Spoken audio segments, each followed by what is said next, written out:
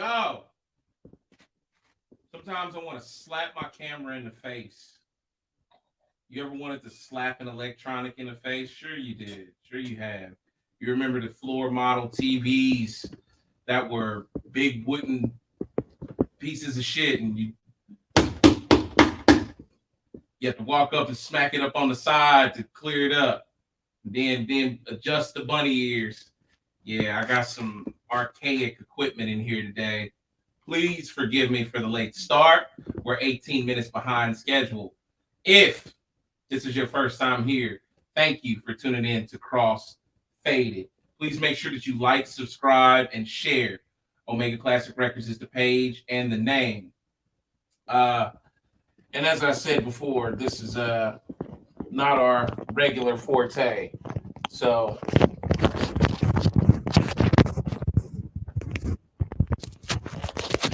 in the hustle and bustle, my mic then got all tied up down here on the floor and everything. It's been a rough morning and a rough afternoon. Kind of woke up tripping, thinking about my father, and that kind of started the course of things being a rough mother loving day. So please excuse me. This is Crossfaded. Thanks for tuning in.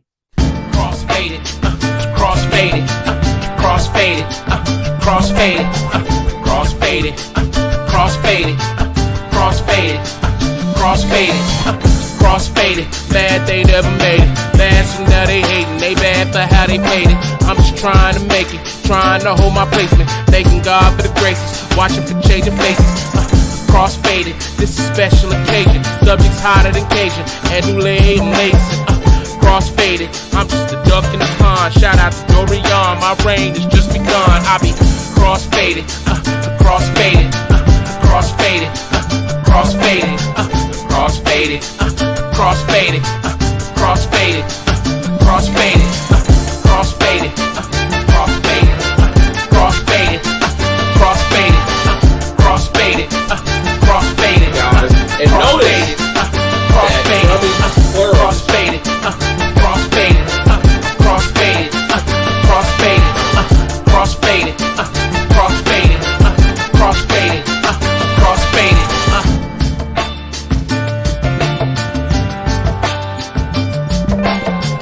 Well, you ready?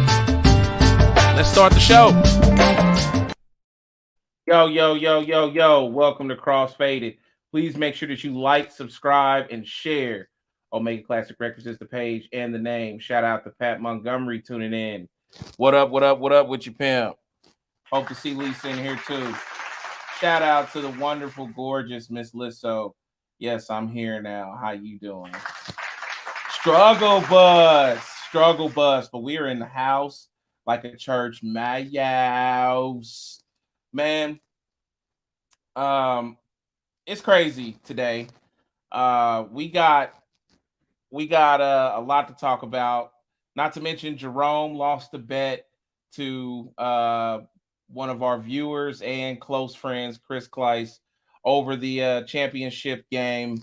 I'm sure the Denver win. I'm sure you saw it. So I hope Chris Kleiss tunes in to pick up his money. He's got a free dinner to the tune of $25. So we looking for you, Chris. Hope you tune in to claim it. That's part of that. That's part of the bet is you gotta tune in to claim it. If you win something on the radio station because you broke through and you was one of the top callers, do they still give you the prize if you hung up, if you disconnected, if they didn't know who you were but just know that you made it? I don't think so. So we need you to tune in, Slice, and pick up your money. Yeah. So let's go ahead and get started, y'all. A lot going on. All right. Speaking of the championship, there was also, following right after the championship in Denver, a mass shooting. This mass shooting followed throughout the streets of Denver. Um, right after these guys won. So these guys go out here. When was the last time Denver won a championship? First of all, you tell me. I'll wait. Last time I thought they won. I thought it was when I was a kid. I thought Matumbo had won during that time frame, but I think I was wrong. I don't think Matumbo won a ring. I think Matumbo had just I think Matumbo had just won conference. I don't think he won a ring. So, but correct me if I'm wrong. When's the last time Denver uh won a championship? You tell me. So, the fact that they would celebrate it by shooting up their city afterwards is some of the dumbest shit that I've ever seen after a championship win in a city. Um, you could effectively lose your bid for like years to come, your bid on Super Bowls, NBA championships, etc., for years to come because after they had the last one there, you had a mass shooting.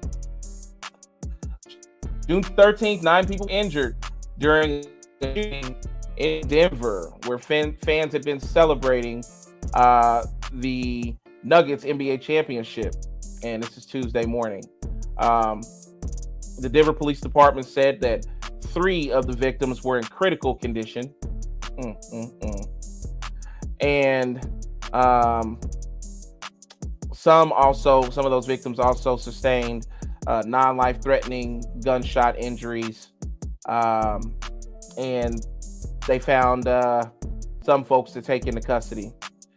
Police said the shooting erupted in the 2000 block of Market Street. As a preliminary, information suggested multiple shots have been fired during the altercation involving several individuals. So it was an A-OK corral situation. You know what I mean? They was going ham. Um, and multiple shots have been fired during an altercation involving several individuals. Sorry, I said that already. Police spokesperson Doug Shetman said that more updates will be provided as they became available. And the police said it's a complex investigation. As far as what led up to the altercation that resulted in the shots being fired, that's still under investigation at this time, Shetman said. He said the shooting unfolded in an area where we had the largest gathering of folks celebrating during the night after the Nuggets defeated the Miami Heat 94-89 to win the NBA Finals. Shetman said that the shooting took place in an area where many people have come out to bars after the game. So this is like a common celebration area where this took place at. He noted, however, the crowd had diminished quite a bit, thank God, at the time of the shooting. So, yeah, man, what you think the Joker got to say? Nikola Jokic, however you pronounce that last name. What do you think? What do you think he got to say? What do you think the players got to say? What do you think the organization has to say about this? I hate to see stuff like that happen when some of these cities win, big titles or big championships or whatnot, and then they have to deal with, fans outside acting bad, unorthodox behavior, celebrating, breaking bottles on the pavement, doing all kind of dumb shit, stuff that risk other people's life and limbs. I like to see if people are going to tear stuff up after a big win. I like to see when like crowds storm the football field and they jump up on the goalpost and they're like rocking it and ripping it down, and I like to see that kind of stuff, man. So it's just unfortunate, man, when you're talking about gunplay after a tremendous achievement like that. This is Denver, Colorado, and I really wish my homeboy Chris was here to vouch, but these guys ain't won a championship and I don't know how long. Like, these guys need all the corralling and just, positivity and grand, reaction that they can afford. Excuse me, straightening up my table right there. It looks a little, I was just looking at it on camera, But instead, you got shootouts and gunplay and gunfire. So, congratulations to the Denver Nuggets for their win. Hope that they ducked when they came out the building, out the stadium, and made it to their cars safe. Um, so, um, yeah, man, really don't know what to say about that. That's unfortunate. But hopefully, um, even the ones that were shot come out okay, and they come out, healed, and they're not in too tough or too bad of a you know an injury place, being shot like that. So yeah, man. Yep. So championships.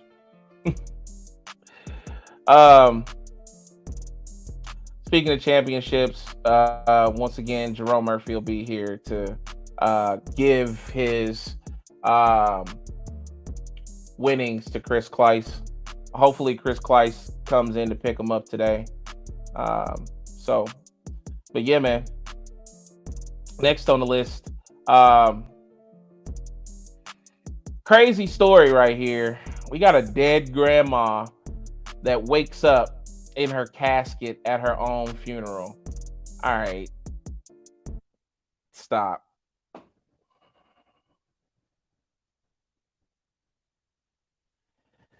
Ugh. Yeah, it's awkward. A dead grandma wakes up in her casket at her own funeral. How crazy is that? I don't know. You tell me. So, right here is actually the picture of the woman who we're speaking about in question. This grandma was in the middle of her funeral. Um, is it proceeding or processions? I'm sorry, but she's in the middle of getting buried. She's in the casket, and um, they start to hear a beating on the casket. They start to hear and they're hearing this noise, and it's consistent, and it's her inside of the casket beating on the casket ceiling because she's not dead.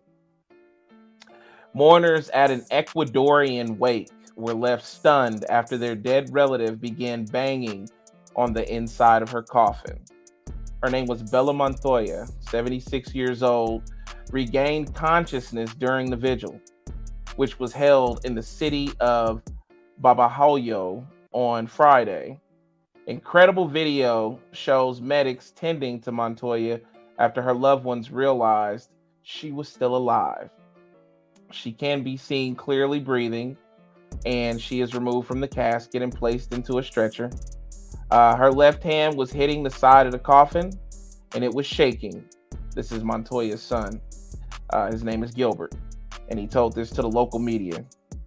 Um, Her son claims the wake was held just for 4 hours after Montoya was declared dead, with a medical examiner, by the way, even providing him with a death certificate. Her cause of death was listed as cardiorespiratory arrest. According to her son, the cardiorespiratory arrest caused her to suffer a trance-like condition marked by the rigidity of the body, decreased sensitivity to pain, and slower bodily functions such as breathing. As a result, the hospital staff allegedly believed that she had passed away. Boy, we don't have that video, but we do have that picture, and there's a couple of other pictures. You can actually look this story up and see more photography of it. But I guess, man, make sure your people ain't dead. You yeah. I'm laughing at my co-pilot over there because he's making faces and tripping off this shit. Make sure your people ain't dead. Check on your people, man. That's how they say it online. Check on your people. Well, check on your people, man. Like pretty much all the way through the process. Like if you're gonna go to the funeral or you going to the wake, tap a hand, man, and just shake a hand, make double sure you all right. No, don't ask you all right, just you I love you, and hopefully that person will wake up for you. Um, but man, check on your people. You know what I'm saying? Because this right here was just outrageous. I never heard or thought or seen anything like this before in my entire life. So crazy, crazy, crazy. So shout out to that family. You got your relative back. I know that's crazy to get your relative back in that way, but you got your relative back, man. So uh, thank God for it. Uh, Personally, I think I would be looking for a lawsuit of some kind too against the medical examiner and hospital who hosted um, the declaration of death or whatever examination that spoke for her being dead and she wasn't. So yeah, I would be after mom's is cool and I'm going after a lawsuit for sure. Because what if there was music playing at the wake? Like, what if she was one of those people that she wanted to be lowered into the ground with her favorite song? Y'all would have been burying somebody alive, you know, and you would have never known. So yeah, I definitely would be looking to sue. I'm sorry. So heading over to the comments one time, seeing what's going on with everybody. Um, who we got? Who we got? Who we got over here? Pause that music for a second so we can see these good old folks around here. Shout out to Lisso. Hey, bro. Uh oh, Jesse Lane, the big fella. Denver Nuggets came through. Uh Jokic, excuse me if I don't pronounce his name right. And Murray were balling. I heard.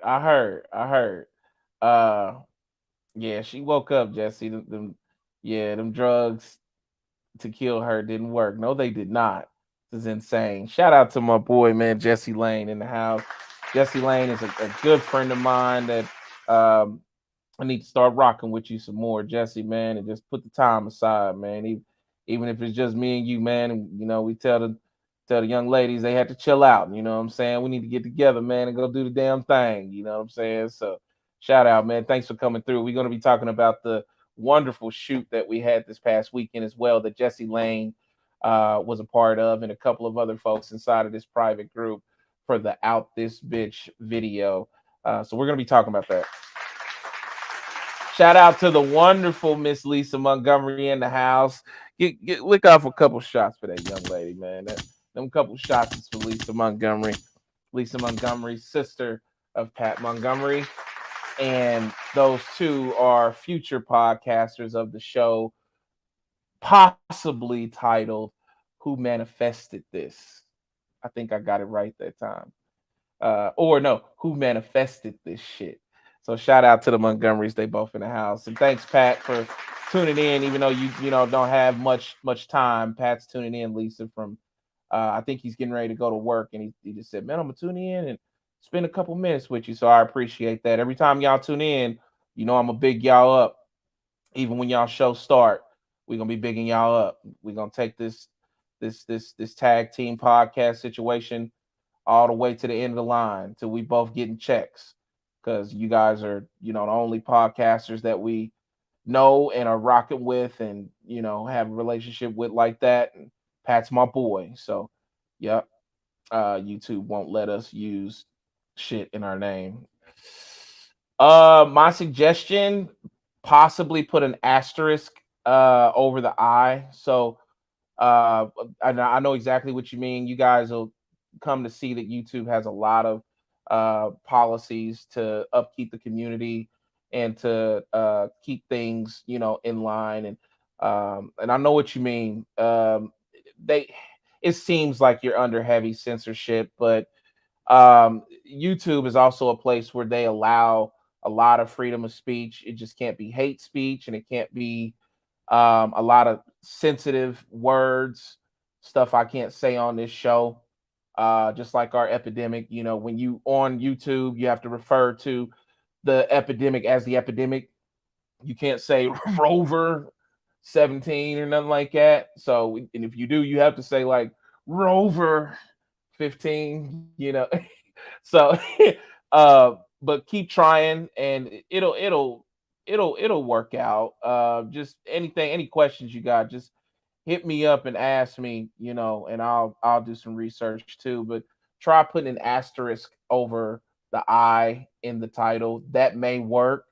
Um, and that may get you guys through. But yeah, man, sorry that they're stringent on a lot of stuff. It's just YouTube, but once you're in there, and you guys are gonna enjoy it, the vibe.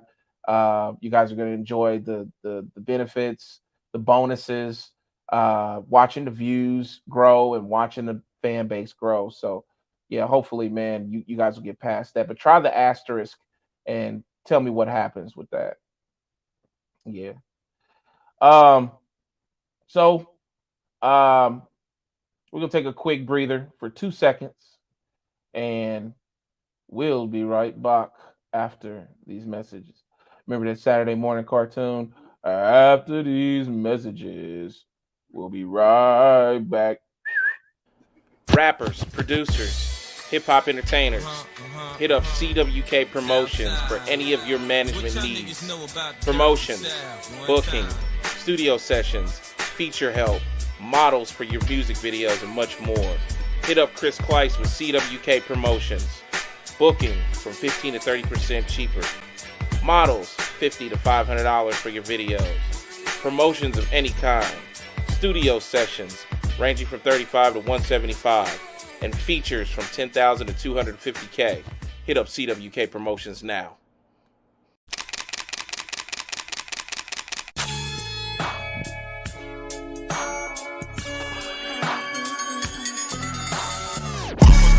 I'ma stay fresh with Kicks Casserole. Cop the latest with Kicks Casserole. Nothing less than Kicks Casserole. I'm at my best with Kicks Casserole. I'ma stay fresh with Kicks Casserole. Cop the latest with Kicks Casserole.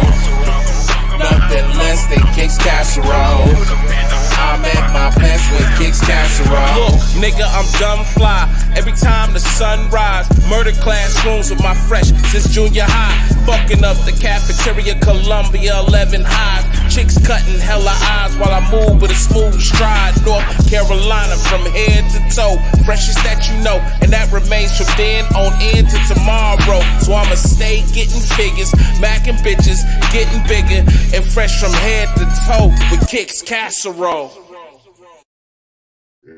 Yo, we are back. Yes, Kicks Casserole. And I got the man and 1 million grand in the house. You know who it is, Mr. Murphy. Hello. Can you hear me?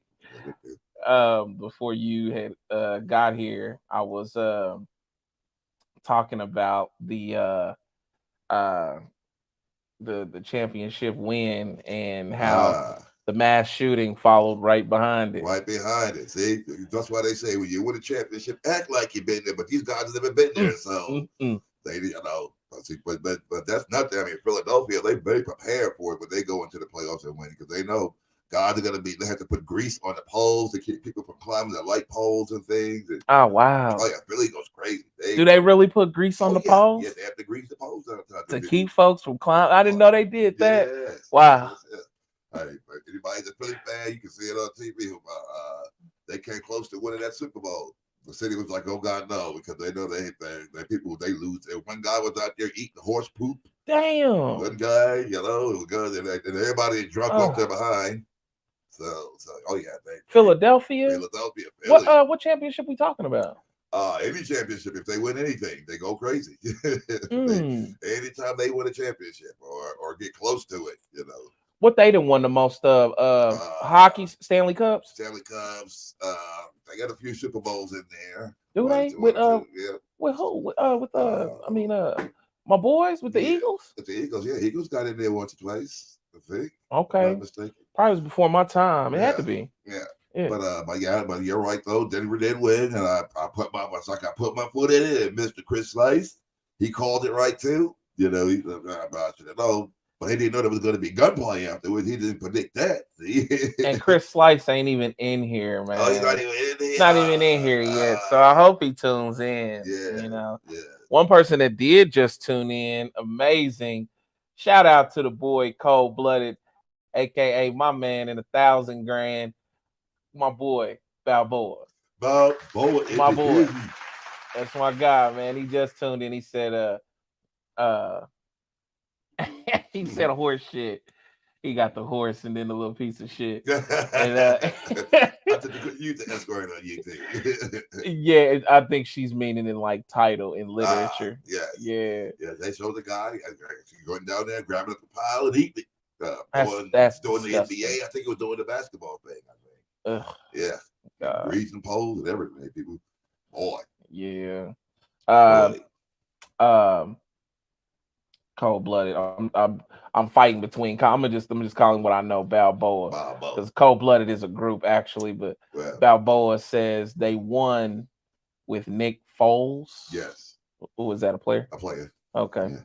Okay. But it was really Djokovic and Murray, like the other guys said. They came the ball and they balled. And Miami looked like a number 8 seed. That was the thing. They were getting lucky. I was hoping that nobody who's ever lost 3 in a row like that and go on to win a championship. I thought maybe the Heat might be those guys, but it turned out they wasn't.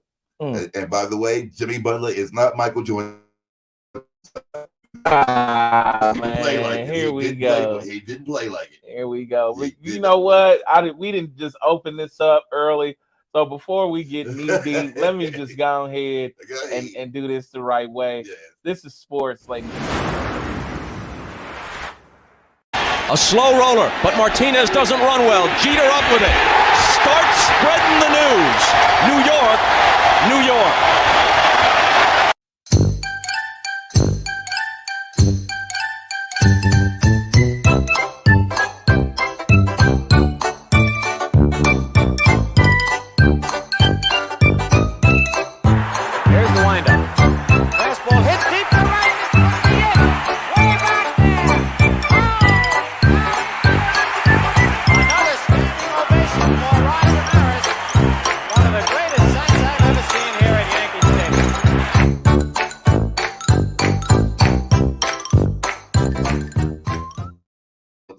We are back. Okay, we just had to because we was going there, so I just said, you know what, we're in there, so let's go ahead and do it right.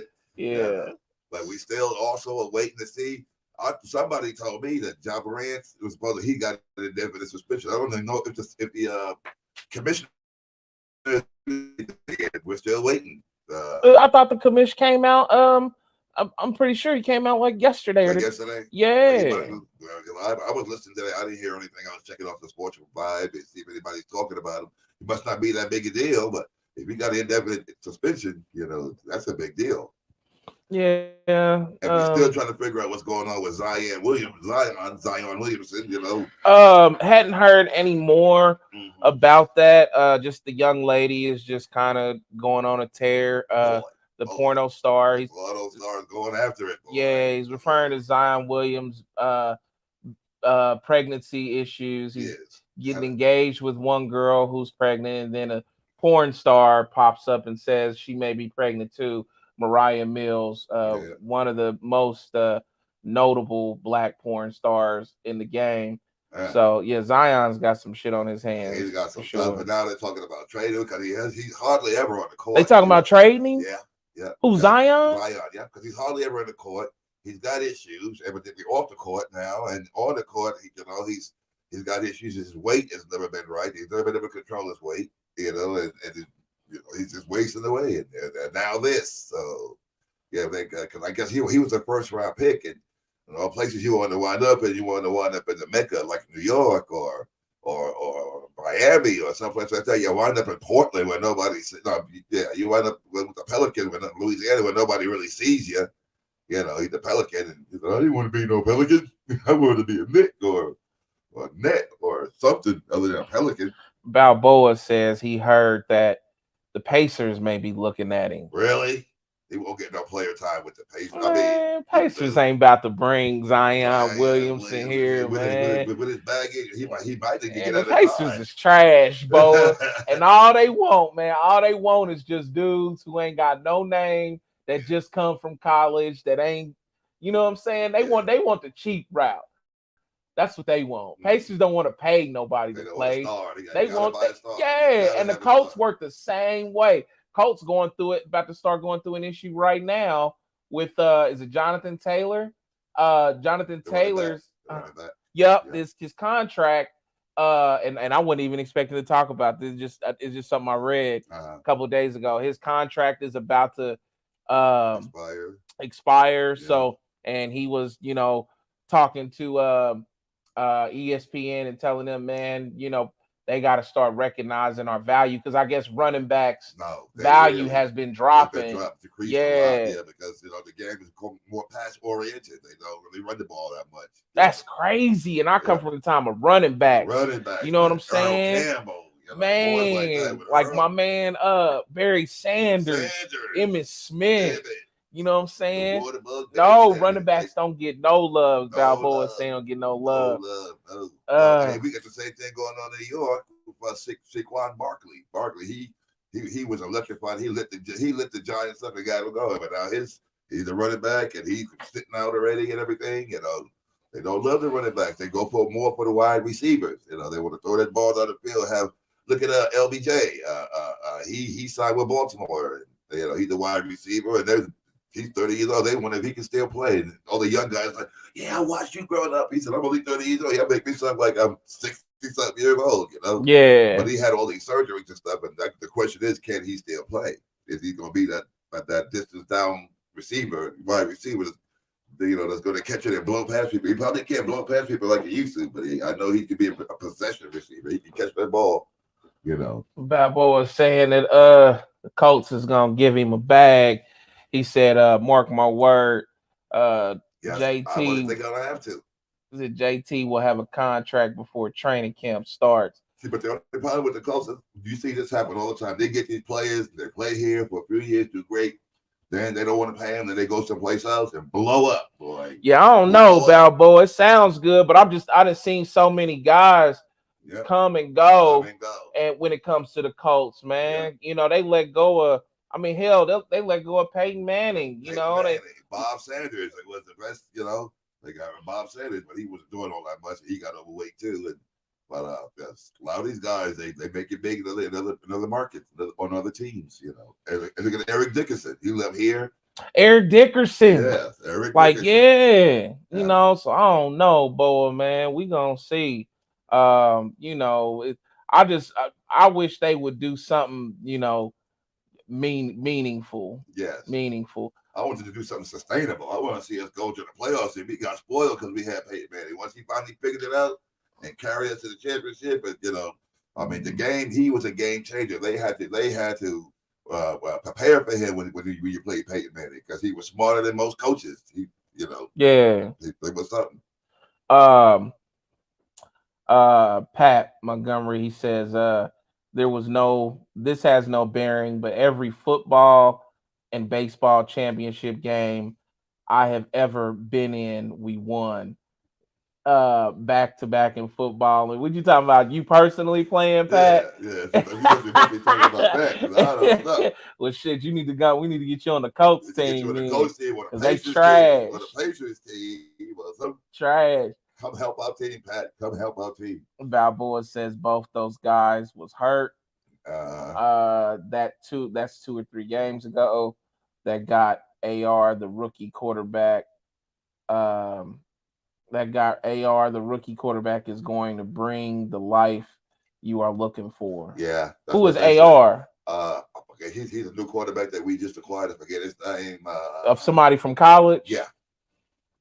That ain't got no professional experience. Well, yeah, he went to a professional school. He knows how to read. They claim he's got the skills, so we'll see.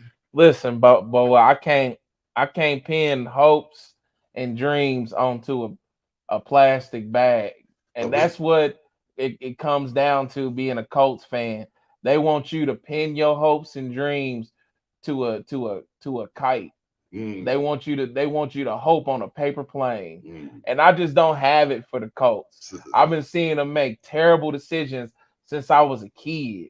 Well, they went and got a Tony veteran. Saragusa, like you said, my man, Eric Dickerson. Saragusa was good. He retired the Colts, though. I think No, he left. He left? Goose left and got a ring somewhere else. Oh, that's right. Yeah. Baltimore, Hey, man, trash. Yeah, the guy Hold on, we ain't done. Who else?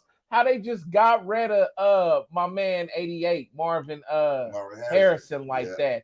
Because I guess, whatever shooting or whatever he got into, off the field, Anthony Richardson from Florida. Okay. Anthony Richardson. All right, boy, he's out of here. He said, I got to run. Be careful, boy. Thanks for stopping through. Balboa is going to be popping up on the show very soon. We had him scheduled for the 20th, but Balboa, hit me up so we can get a new date. I need a new date that's a little bit farther out so we can get some good promo for you being on the show. Balboa just released a new album. It's called The Breakup. Him and his partner together make Cold Blooded. So we're going to have one half of Cold Blooded on the show very soon. Right. I'm just saying this now because he's about to bounce. Peace, Balboa. Thank you for tuning in, brother. Be careful. I'm sure he probably got to go to work because he worked like this third shift crazy schedule. Yep. Okay, but so Anthony Richardson, and he said number 4 pick, look him up, most athletic QB ever to come out. Really? This could be one of those generational guys that we need, That could be the help. That could be the help. Balboa's he's a true Colts fan, and that's what's up, man. I'm not, man. And I wonder if he got season tickets. I'll go sit down there with him. Yeah, I think I would go to a game. Yeah. I probably would wear another jersey for show. Just to start some trouble. Just to let you know, Bo, that's how I roll, man. He wasn't to get some throwing stuff at him in the stands. The Colts are a lifelong disappointment, man. That never seems to change, but we shall see. Are you talking about the Indianapolis Colts or the Baltimore Colts? You're talking about the Indianapolis Colts. Baltimore Colts got a ring. Yes, they did. Johnny U and them. Yeah, Johnny got his. Yeah. It's just when they hopped on the Mayflower trucks in the middle of the night, something changed. It's kind of like a big Bambino kind of curse situation. Well, thanks to Peyton, we got a ring. Well, yeah, okay, so I can't say that because Peyton would break the curse if that's the case. Broke the case. Yes, sir. Yeah. Yes, sir. But we haven't had another one since.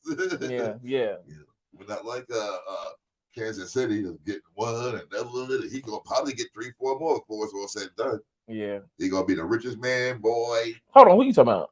Mahomes. Yeah. He definitely gonna get a few more rings. We're talking dynasty. He keep playing like that. Yeah. That's what the same thing they were talking about the Denver Nuggets. It's like, well, the coach was like, well, we're happy with this championship, but we want to build a dynasty. One game, one championship does not make you a dynasty. You got to come back next year and do it again, and the year after and do it again. Mm-hmm. Got some greats. That's that Jordan. That's that. Those were your dynasties. And a lot of people don't want to see a dynasty. People get tired of they hate on it. Saying people win over and over and over. Yeah. It's like, can somebody beat these guys? I went to school with people who hated Michael Jordan. Wow. Because he was a winner. Yeah. I had a girl in my class. Shout out to her, man. Her name was Pat. I wonder if you remember this girl. Her name was Arminda Urban. You can't forget a name like Arminda. Nope. Let me know if you remember Arminda Urban, Pat. She's doing good now too. I seen her on social media. Still look the same. Wow. Still tomboyish with it, but she's smooth and well dressed. You know what I mean? Still her.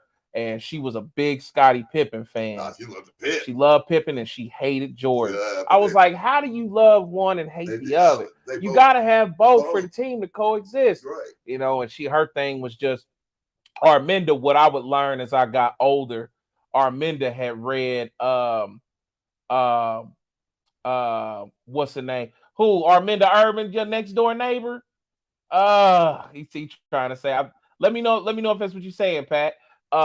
She had read the Jordan Rules book that was written by I think his name was Sam Smith. He was a guy who didn't like Jordan. Shout out to Arminda. Damn. Next door neighbor, huh? Yeah, I think he's saying that he was next door neighbor to Arminda. That's crazy. Wow. That was my girl, man. She was in my class in Lincoln Middle School. She was in like English with me. We go a long way back. Yep. Already. But yeah, she was just her thing was, I feel like she had got a hold of that book and she had told me Right. about the Jordan rules, Right. and I didn't really know about it until just years later. And then inside of the book, you got, the confrontation with Jordan and Steve Right. Kerr and how he Right. punched him in the face. Yeah. And you got Jordan, they talk about how he was berating dudes and Great dude. how he was talking shit to dudes in the locker room. On the and, team plan, I heard I forget who it was, Ron Harper or somebody to play right. He told them not to give him any food. Not to yeah, feed you him. can't eat. I know about that Yeah, situation. You I heard can't about eat. that. I think it might have been Steve Burrell. Steve Burrell, I think so, because Burrell was like somebody that Jordan had rode the shit out of Steve Burrell, and that's because he thought Steve Burrell had great potential. Steve Burrell was a player that came from I think he came from the same college Charles Barkley played at Auburn. Yeah. I think so, and he just used to ride the shit out of Steve, and I think he told him after a game, yeah, you didn't do shit in the game, so you're not eating. You're not eating. You know what I'm saying? I was like, damn. So, but I like Arminda though. She likes it, hates it for all the right reasons. Yeah, Arminda, man, she was on her ball. She stayed wearing a Scottie Pippen jersey, man. Stayed in the jersey. She slept in that bad. Mm-hmm.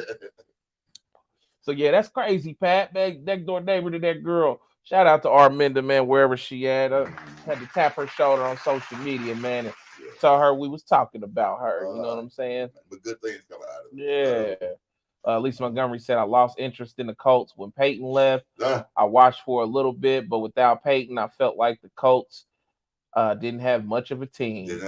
Man. It was the glue that held it together. She was right. But then we got Andrew Luck, and he took us farther until we couldn't protect him no more. And he said, forget this, I'm not getting beat up. I'll take my $120 million instead. Good luck, Lisa. Lisa said she's cutting out, but she'll be back soon. She said I'll be back at 4 if you guys are still there. I have an appointment right now. See you soon. Be careful, Lisa. It's always wonderful for you to tune in. Like I said, that's the team. Pat and Lisa Montgomery, man. That's the squad. Yeah, man, our partners in podcasting crime. Yeah. But yeah, man, I just we'll see this AR guy, and Jonathan Taylor, and we'll see what happens. Come together because pretty soon we got August. We got the Hall of Fame game, and I think the Jets are in the Hall of Fame game. Or the Giants. One of the New York teams are in the Hall of Fame games, which is that gets you wet, gets your nose wet for preseason, which you don't know nobody who's playing, and then I don't even watch preseason anymore. Those are for the diehards who are suffering from no football. They gotta watch that, Yeah. But the first original game, because all that stuff don't count anyway.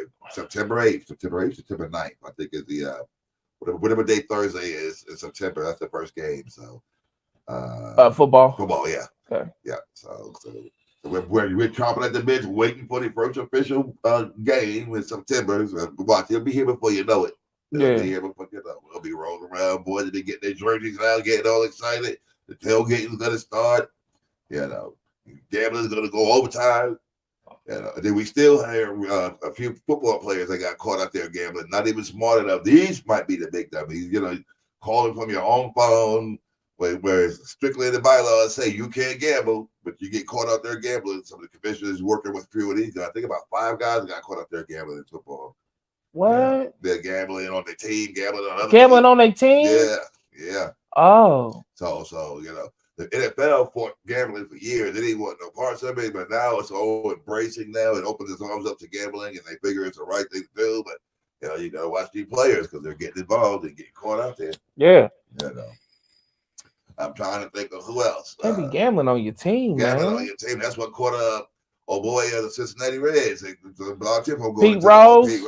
I didn't know he was getting. So that's what. Yeah, he was gambling on the team. Yeah, that's why they banned him with lifetime for the Hall of Fame. And everybody's like, "Well, they should let him get in there now." He had the numbers, he was stats, but he got that gambling. Bam, like Pete Rose. Pete Rose, damn. I didn't know he was betting on his squad. Oh yeah.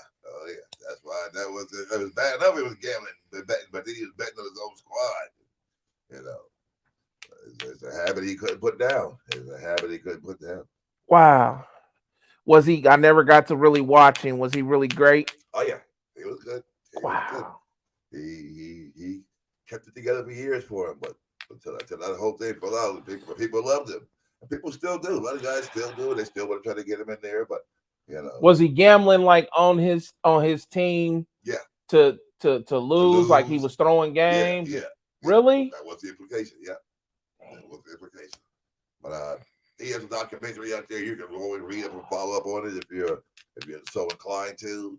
Yeah, absolutely. Yeah. But true. Other than that, of course, we talked about the hockey. I don't know who won that. Was it Florida or because that was the same thing. There's one team that's never been there and one team that's been there before. But somebody won it Tuesday. I don't know who it was. I'm not a big hockey fan. Yeah, I know.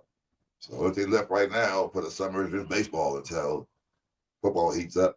That's the only sport we got going: baseball and racing. Anybody likes the gearheads and like the NASCAR and stuff. That's the only two sports we really got going on out there. Okay. Yeah, and baby soccer. If you're into soccer, the Indy Fuel. We have a team, the Indy Fuel soccer team. Yeah. But those are your main ones. Okay. Those are your main ones. Okay. And that's sports. That's sports, y'all. That's sports, y'all. That's sports, y'all. Thank you for your undulation. Sports. Sports that I have. Man, I got some pretty sad news. I found out over the last couple of days that Lil Wayne is suffering from severe memory loss. Wow, really? Yeah, man. That's tough. That's really tough. That's tough when you can't remember the stuff that you wrote or what was written for you. That's what had brought all this up. Wow. He was apparently in an interview and he was asked about the song "A Millie." It had gotten real popular and it sold 1 million copies. And this was during a time when selling 1 million copies was starting to become something that was just super foreign. It wasn't happening that much. And so yeah, he was asked about some of those old songs. And it was a pretty tough interview. Wow. Who interviewed him? Do we know who interviewed him? What show was on? Let me see who that was. Says and this is from Music Times. Due to his poor memory, Lil Wayne's existence is hazy. Wow. This means that he can literally forget everything, not excluding his music. Wow. The New Orleans-born rapper disclosed in a new interview with Rolling Stone. So it was with Rolling Stone. Yep, with Rolling Stone. So, and Rolling Stone said on Friday that he cannot recall which of his famous albums contain which tracks. Wow. Lil Wayne was quoted, "I don't know the Carter 3, the Carter 2, or the Carter 1 from the Carter 5. He said, I don't know which from which. Wow. He said, and that is the honest truth from God. You could lie and ask me about a certain melody, and I wouldn't even know what we're talking about. You think this is burnout? You think we smoked too much marijuana? He was known for the marijuana, him and Snoop, but Snoop didn't have no memory loss. Snoop is still good. I'm going to say this, and then I'm going to give you my theory. Okay. Wayne, only 40 years old, added that his endeavors have absolutely no significance to him because he cannot recall them. The Lollipop rapper stated that his memory loss is so severe that he cannot recall the release dates of his albums, citing the Carter 3 as an example. Lil Wayne says, that's how much I don't know, Wayne said before offering a plausible explanation for why he forgets significant facts. I work every day, bro, every single day, the Millie rapper stated. In addition, he said he always views it as the blight component of the gift and the curse. Wayne stated that he was compensated for his poor memory with an amazing mind that allowed him to produce such successful hits in the first place. He said, I believe that God blessed me with this amazing mind, but would not give me an amazing memory to remember the amazing shit. He said to Rolling Stone. Lord, take it away. Lord giveth, Lord take it away. Yeah. According to reports, Wayne has a history of health problems, including a protracted struggle with epilepsy. So I remember a point in time when Wayne was consistently having seizures. Really? Yeah, he was having seizures and just falling out. This was on the press.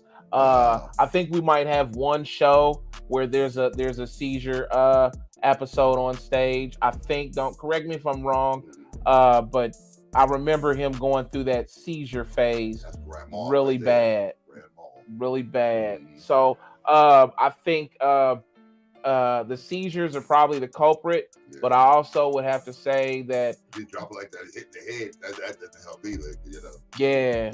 I also would have to say though the onslaught of drugs as well. He was dead 10 toes down in the middle of the syrup phase in popularity when syrup sipping was popularized by groups like 3 6 Mafia and other artists. This is before we have like the little guys that you're thinking of, Future and not Future being a little guy because he's more of an innovator, but he wasn't frequent like this during this time. You had people like Pimp C that was sipping syrup, and then Lil Wayne, So I think there's probably something to be attributed to that, possibly. I have a brother. God bless my brother. Shout out to my brother Brian. You got a brother Brian. I got a brother Brian. He was bad with the grandma. To the Brian. Yeah. He was bad with the season. He has that memory thing like Wayne. He remembers something. Now, but if you ask him something that happened last week, last month, last year, he don't have no idea. He don't have no idea. You got to keep it. He's the one. He always calls me about, bro. Do you know the name of that song? He tries to hum it. He can't hum. He can't say it. I don't know what you're talking about, bro. You used to play it all the time. Well, okay, weird. They're talking 10, 15, 20 years ago. It's not more. 30 years ago. Yeah. As a matter of fact, shout out to B Right. How's he doing? Where you at, B Right? He's in the house. B Right. No, I don't see B Right and A Dog in here today. No A Dog either. Nope. This show is it's disappointing. There's no B Right, no contributor. Yeah, the street team correspondents are not here this afternoon. They may tune in later. They may not. Hopefully, we'll see them. But if not, I'm sure they'll tune in the next show. But shout out to them both. Yes. So yeah, but. Man, that's unfortunate to hear that one of the greatest lyricists of all time is, losing his mind. And back in those days, they were spitting albums out like crazy. They spitting tracks out like 41 West.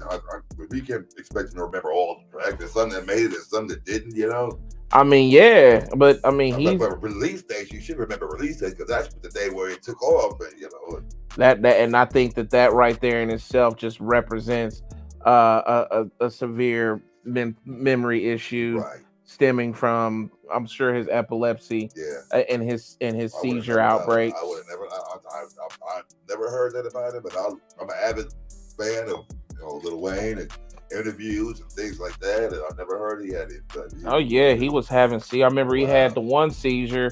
I feel like it was a show, and he had the one seizure, and they had to hurry up, and he was unconscious for a minute, and they hurried up and rushed him to the hospital. Wow. I remember that particular situation because it had just gotten. I think that was like the situation where it really began to come out and come to the forefront.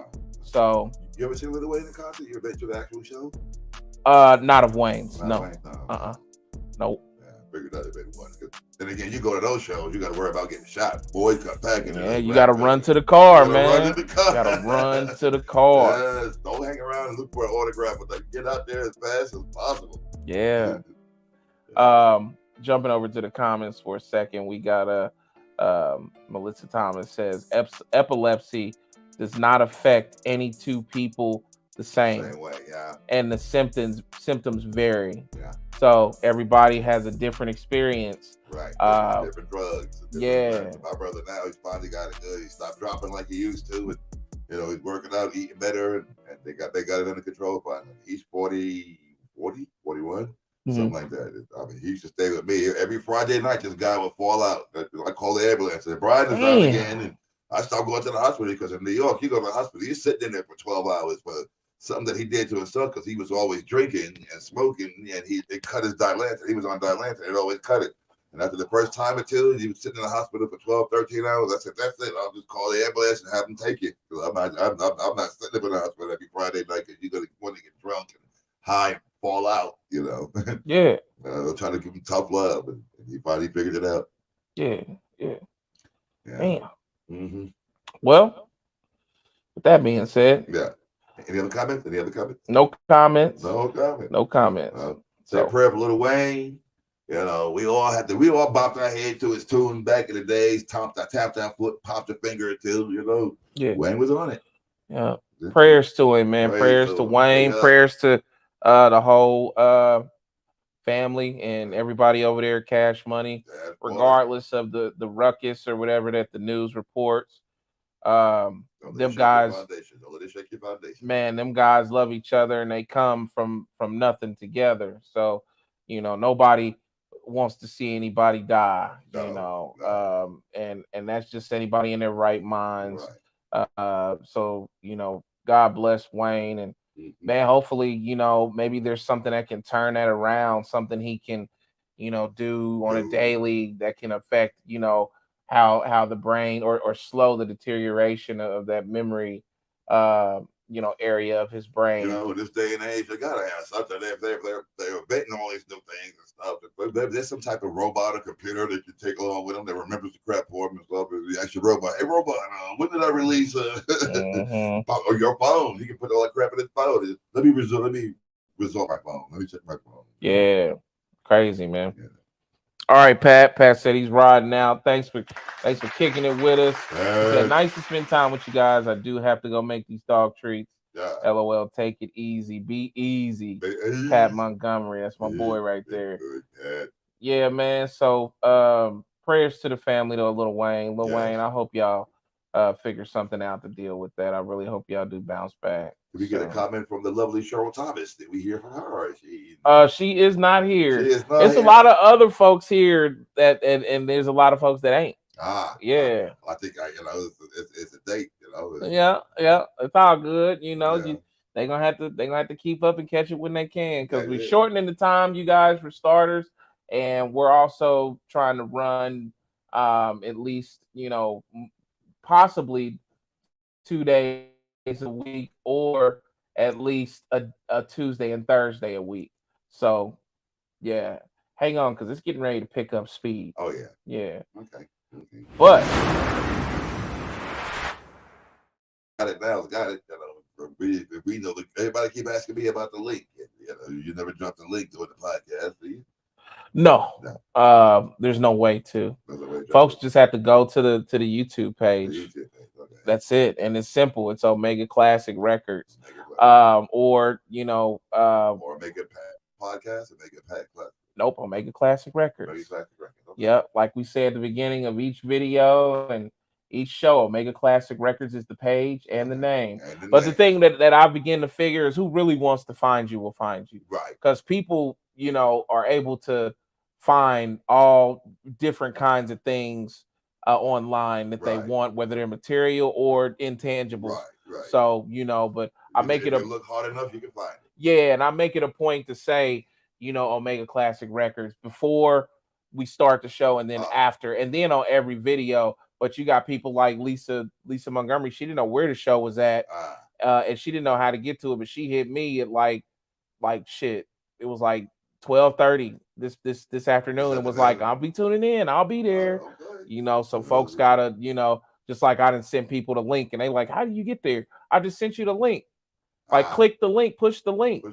Yep. But you can push links for all the stuff that you want or that you try, So if people really want it, they'll find it. Yep.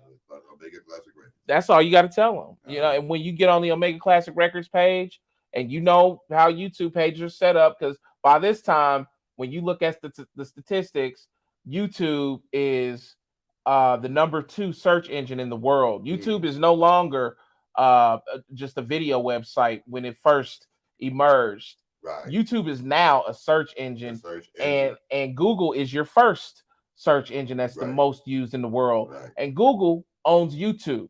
Really? Yes. Wow. So They you're own searching with Google twice, whether you realize it or or not. not. Okay. Wow. No wonder they So get the butts. yeah. So, and if you, by this point, all those people in the world, I don't have the number statistic, Mm-hmm. but it's the majority of people that have cell phones in the world are using Yep. those two search engines. Yep. You know how to use YouTube. So you get on YouTube, you type in Omega Classic Records, and you go to the live section because when you get over in YouTube, you'll see home something videos. No, you'll see home shorts videos live at the top, just like everything else. Click live, and you'll see that show right there at the top. That's the show that's getting ready to drop on that day or the next days to come, Ah. just like that. And That's not and hard. yeah, They might make it sound like it's rocket science. You know? yep, It's yep. that I've hard. sent people the link before, and they And they still still couldn't turn find around and, man, how do you get there? it. Yeah, in these stages, what I've learned, and this is for you artists out there, Mhm. what I've learned is that um, there's an overworking process in this initial beginning, Ah, and that overworking process, it only lasts but so long, and it requires for you to go above and beyond and to have to do so many other things outside of normality in promotion and advertisement for you to reach a certain number of people or for you right. to reach people at At all. all. So but then you're going to hit a stride, and then it gets to a point when the Like, people start to come to you, right.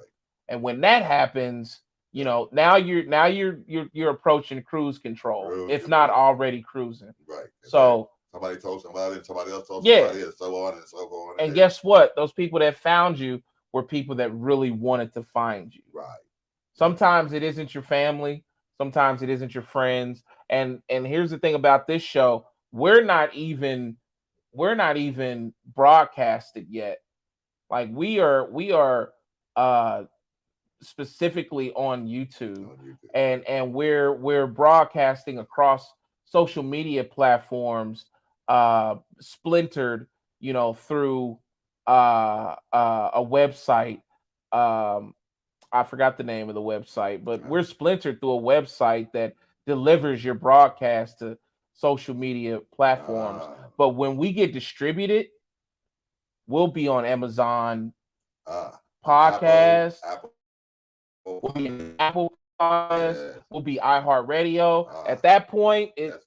and that's coming very soon. So, like I said one show before, this is a very intimate stage that you want to get with us at, so that we have a rapport built and we know who you are, and we know what you're about, and you're one of Right. our regulars. And I see guys that are 500,000 followers, and they still remember and converse with the day oneers that come through the thread because they D1. remember them Yeah. from day one. Yeah. You want to be one of those people Yes. when you talking about our situation right now. And I hope that you recognize the value that we have and that we deliver, so that you do stick around, because it's going to come to a point where I don't get to check back over and go over comments right now. It's too many comments. It's too many to Right. manage. It'll It, manage. yeah, it'll be somebody else that is inside of the commentary, a person that I'll be sharing the feed with, that'll be in, I forgot there's a title for that person, but they're like an unseen co-host, Mhm. and they get to tap my shoulder with special comments that really need to be read, pop up, and then I make a mention about certain comments that have some kind of value that need to be addressed. I like it like it is right now. My man's hands on. He sees his comments right there. He takes them right there. I do too. I like this that. phase too. I like this. I This, do this is too. comfortable. This is comfortable. Like you said, and intimate. I like that. It is. Yeah. But everything evolves. Yes, it does. Nothing stays the same. Everything has to change. And in this game, what I've learned with podcasting, Yeah. yeah, it grows pretty fast. And Yeah. I can only imagine what happens when we get distributed. Your voice alone is gonna attract so many people. Ah. Just your voice, Right. and that low vibration, that baritone sound. Why? It Why? Thank you, sir. Yeah, that I learned that in singing, and what the importance of the baritone is underneath everybody else, It's a foundation. and the feeling that he mostly delivers. So yeah, you're gonna have people just hanging on the threads of each show just to hear his voice. I feel like So, that guy for the Temptation. Hey, mama. and I ain't trying to sound. Yeah, my man. That's my man. What's his name? Big boy, the big boy. Blue. Yeah. Broke my heart. He came into the kitchen and Blue was gone. Man. Broke my heart. Man. If you know about Temptations, he's talking about Blue when he passed away in the kitchen. Yeah.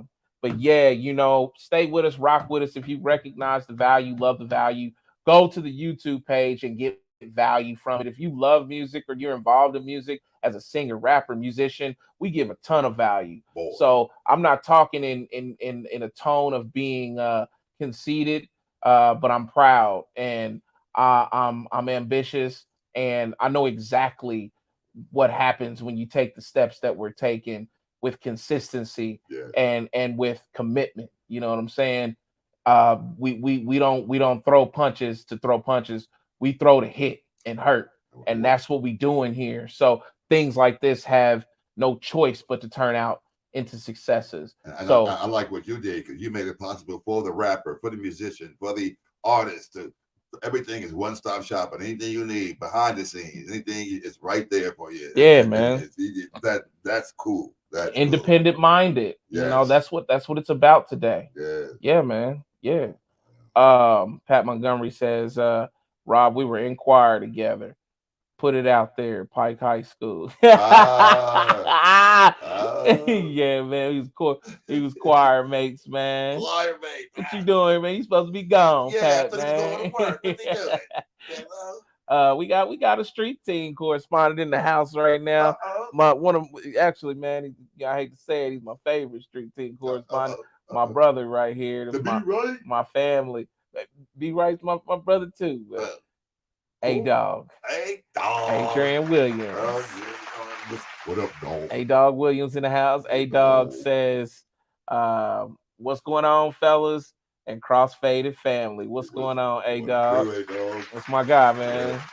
My man in a I was wondering what happened to you, A. I said, what happened to A? Yeah. He always tunes in, man, and gives good value and good stuff, man. So that's my man right there. Hey, dog, I missed you on the sports segment. What happened to you, brother? I knew you would have chimed in on the Colts and the Denver Nuggets pulling it off. I was waiting for your comment, hey, dog. He got in a little late, man. That's all. Yeah, that's all good. Yeah. Hey, dog, you can ask any questions anytime, any way, man. So street team correspondents, and then when we get to that big platform level I'm talking about, our street team correspondents will always be that they grow with us. Right.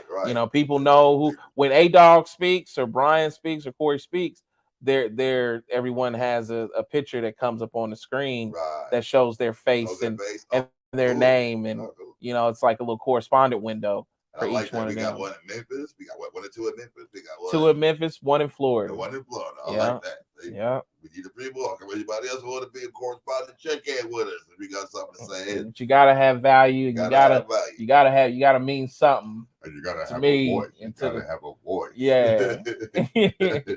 Yeah. All right, man. So where we was hopping into. Matter of fact, let me get a reblast.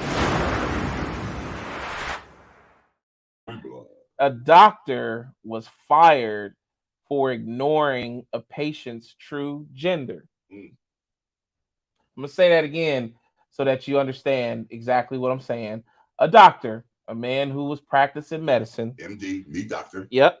Was fired because he wouldn't ignore the true gender of his patient.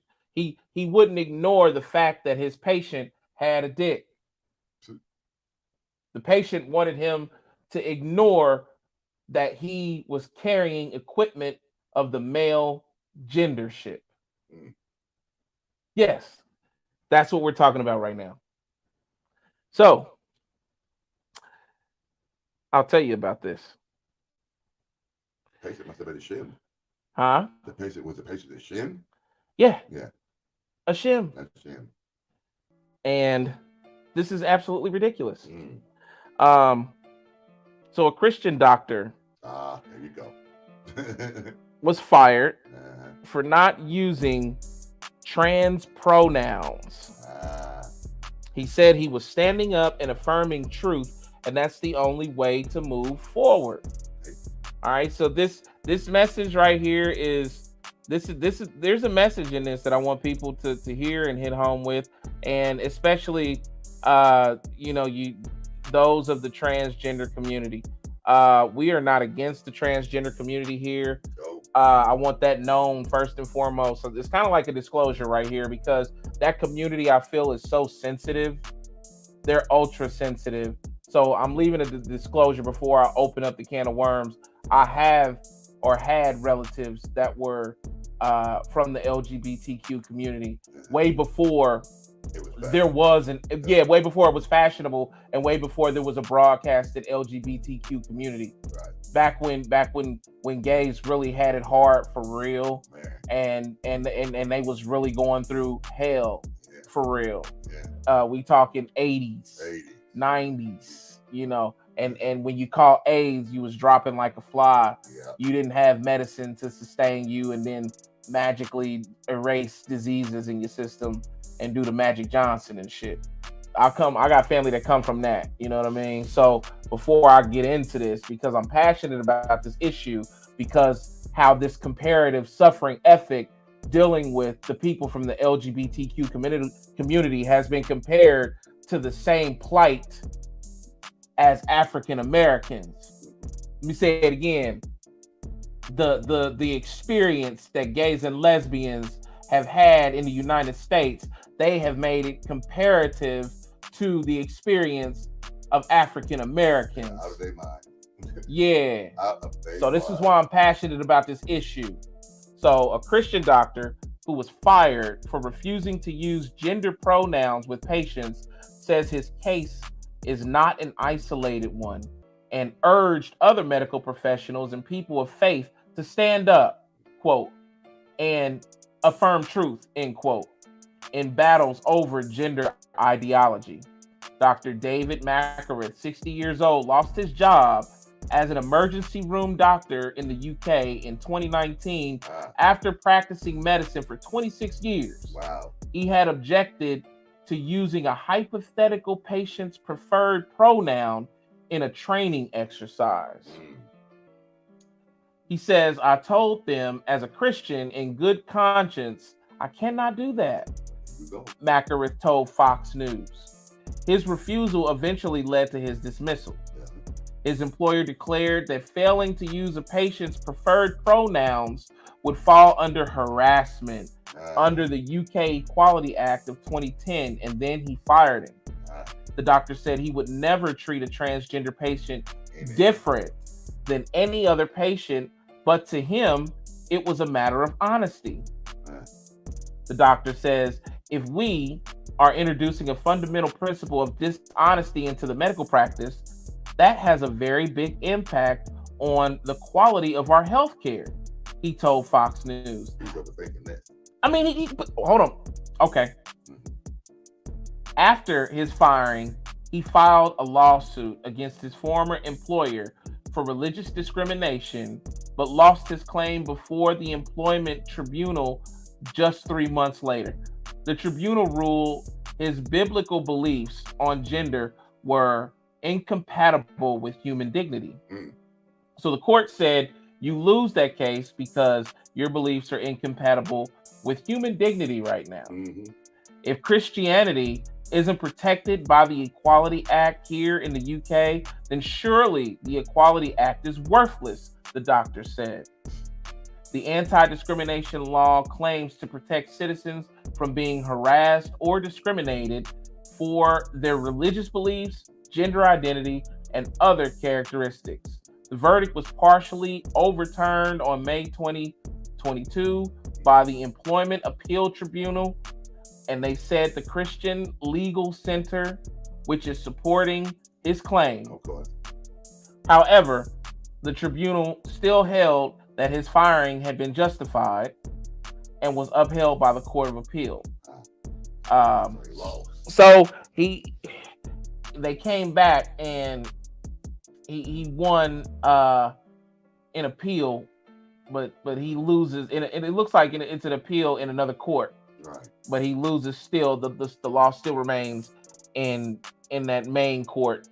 That is the court of which it sounds like it's more criminal. They don't use the word criminal, but that's the court where it was responsible for the taking of his job. So, and I think this was probably a court for more like civil. Civil, yeah. So, but I'll say this because I hear you on that. You said he's looking too deep into it. But here's my thing: like my patient, and I'm a doctor. Right. My patient is a man that wants me to recognize that he is transgender and he is a woman. So I am to address him and to comply with him and everything else as a woman. But what about the science? What about when it comes to how things are working on the inside? Right. What about when testosterone is playing a huge part in whatever's making something dysfunction inside of him? Or estrogen. Right. Vice versa. Women get the estrogen. So vice versa. Either case. Testosterone or estrogen. What happens then?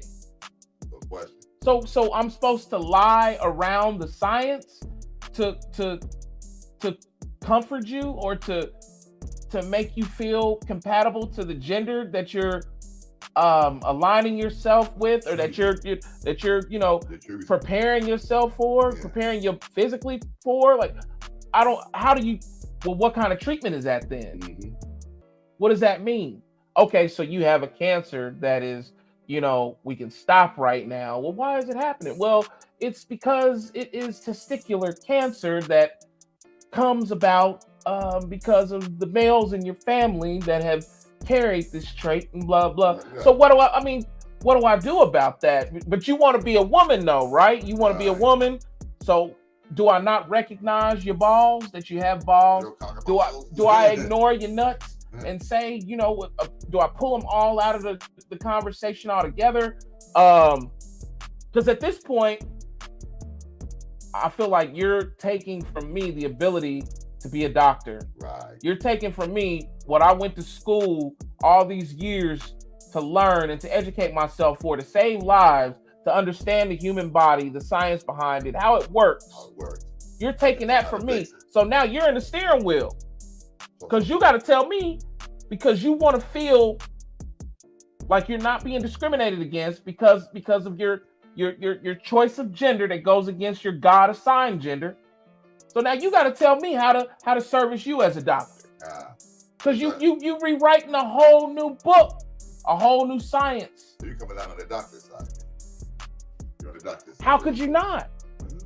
But there's two sides to every issue. I see what you're saying, but primarily these doctors work for you, and if you can't get them to treat you the way you want to be treated, don't you think? What's the saying? Before I answer that, what's the saying? What does it lie to me to make me feel good? How's the saying go? I don't know. It's a saying that lie to me. That's a song. Tell me lies, tell me sweet little lies. Yeah. I don't know the lyrics to all of that, but when I hear that song, I think a woman is looking for comfort inside of a man lying to her about reality. But I need to see the lyrics. Quote me if I'm wrong. If you know that "Tell Me Lies" song. That's Fleetwood Mac. Fleetwood Mac. Okay, so but there's a saying that tell me lies to. I can't think of it, but it's a saying. I bet your A-Dog knows it. He knows everything. Yeah, and A-Dog. And it's basically just from what I remember the saying being, it's a pacification. Right. You want to be told lies to pacify you. Pacify yourself, right. You want to be told something that ain't true so you can feel better. Listen, I don't think there's a space, not just ethically, but even in the realm of science that can comply with that kind of demand. Like if you need help, you have to apply the chemicals and the whatever the treatments are necessary to give you the help. And I feel like you stand in your own way when you don't want to recognize what naturally is ongoing inside of your body and what natural dispositions you have because of your gender. just so that you can say that I'm a woman or I'm a man. And I mean, so I guess be prepared to die soon, because when you get sick, you know, you want them to, one, not only when you step into the emergency room or to the doctor's office, to treat you, sir, as a woman, you know, or you, ma'am, as a man, in linguistics with pronouns and such. Wow. But then, you know, prepare for issues that men and women have, Right. that you have to apply men and women science to correct or to sustain. Sounds like we need a new breed of doctor, a specialty that A hybrid doctor. a hybrid doctor. Maybe that's what we need. A doctor that can lie and perform lying ass medicals works. on the LBGT. Yeah. I don't know. Yeah. Is that what it is? Is that, I mean, I don't know the answer to that. That's You know what I specialty. mean? It's a specialty, you know, because then you got to learn. So most doctors learn, you know, now you're going to learn.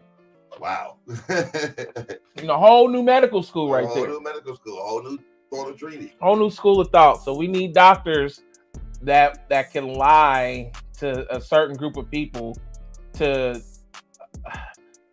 not at first priority accommodate their health, but accommodate their feelings. Right. Hold their hand. Tell them it's all right. Yeah.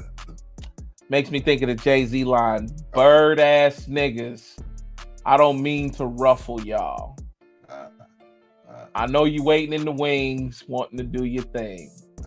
But where's the love? Where is the love? I'm trying to give love by telling truth, just like this doctor was. You know what I'm saying? So, all I can say about this issue, when it comes to the LGBTQ community, there's a lot of issues that you guys need to get over yourselves with. Right. I think comparing us to the black experience. That's one of them. You know, no, you can never, you can never have comparative suffering with another nationality, not just blacks, but any nationality on this earth. Jews, Indians, Native Americans, yes, Asians in their plight. Yeah. Asians not only went through racism, but they went through a tremendous amount of genocide between Chinese and Japanese and Koreans. Yeah. So, you know, your plight cannot ever compare. I'm sorry. They get here. I'm sorry. Internment camps. They get Japanese are put in internment camps and stuff just for being Japanese. They're Japanese Americans. These are Americans. Yeah. Yeah. I was talking to Lizzo the other day, and we was watching the Karate Kid, and she says to me, you know, Mr. Miyagi, Pat Morita, she says, you know, he was in a concentration camp in the United States. Wow. I said, real? She said, yeah. She said, because this was during the period of World War II. Everybody was hating the Japanese. She said it's specific. It's that bombing when they hit Pearl Harbor. Yeah. She said it's she said it's specifically around during that time period. Man, it was hot. They were hot with the racism for the Japanese. Yeah, yeah. So, you know, y'all's plight takes a back seat to all. When Japanese, Asian people, period, they step out the house, they can't change, they can't hide nothing. Black man, black woman leave the house, they can't hide or change nothing. Right. Jewish person, they can change, but sometimes they name give them away. Right. Or just other areas of their heritage to get them away. You know, so sometimes they can't hide neither. Homosexual or a lesbian, you know, in the 50s, you got folks that hid that during their entire career. Folks like J. Edgar Hoover. In the closet, cross-dressing. Yeah. You know, you guys have the advantage of putting on and taking off that sexuality issue that you're grappling with the United States with, like clothing or rinds of strange fruit, and discarding it. Mm-hmm. You guys can do that and then stand in someone else's face and have a clean slate. I don't get a clean slate. I'm a nigga. I leave the house, I'm a nigga. I get pulled over, I'm a nigga. I go downtown to anywhere, I'm a nigga first. Going to a department store, who they gonna follow? The nigga. You know? Yeah, they're not gonna follow the LGBTQ person with a rainbow They gonna follow me. Right. So you guys can't compare what you're going through to issues that have been long standing in a tremendously racist environment, foundationally racist environment. Look at Trump. When Trump was in, and he kept talking about China. Next thing you know, all the hate started coming towards the Chinese. They were getting beat up. Yeah, Trump was saying, they beating up Chinese people. Be talking about they responsible for the rover. Like, man, get out of here, man. Yeah. You had Trump in there like guiding racist community action. You know what I mean? Sanctuary. Yeah, all the way to the point in the end. We gonna go down there. We gonna go down to the Capitol. Is that the Capitol they went to? We gonna go down to the Capitol. We gonna march. And he led them motherfuckers down there. All the people that was there, the dude that got his feet kicked up on old girl's desk, the bison head dude in there, Nancy. Man, Trump sent them motherfuckers, man. He wanted to go down there, but Secret Service told him no. You don't belong down there. He was trying to order the Secret Service to take him down there. Because otherwise, he would have been standing on the steps with him too. Yeah, but he was not responsible. He said he did not. That's an issue that gay or lesbianism has it's not even in the same class. I mean, sure, some of them got beat up back in the day. I mean, New York, what was the name of the bar down in the Village? And, and that was supposed to be started the whole gay rights thing. Yeah. Man, I tremendously respect that community, man. Like I said, man, my cousin, he was profound in what I learned in life, died from AIDS. I have taken LGBTQ community.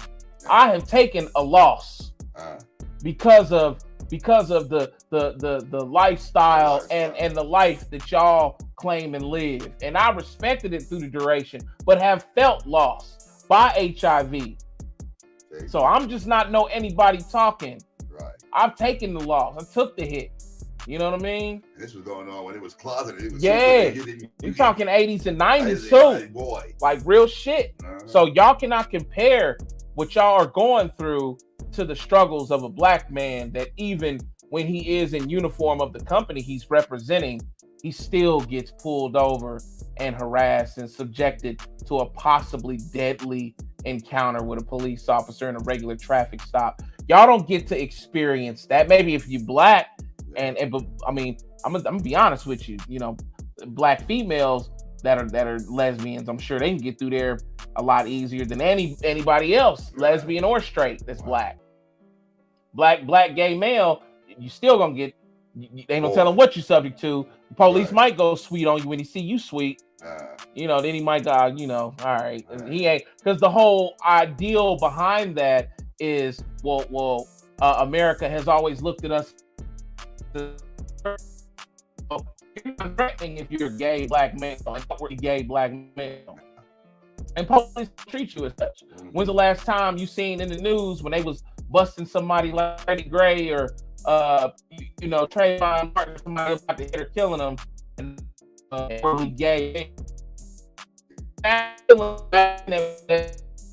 mishandled, or that was shot, or that was killed, like the knee on the back, George Floyd. Right, George Floyd, big, tall basketball playing. You know what I mean? So that's the ideology of America is the threatening black man. We want to eliminate the Black Panthers. They are domestic terrorists to society and to their own conditions and their own communities. Come on, man. So that's just the truth of it. That's the nature. That's the facts.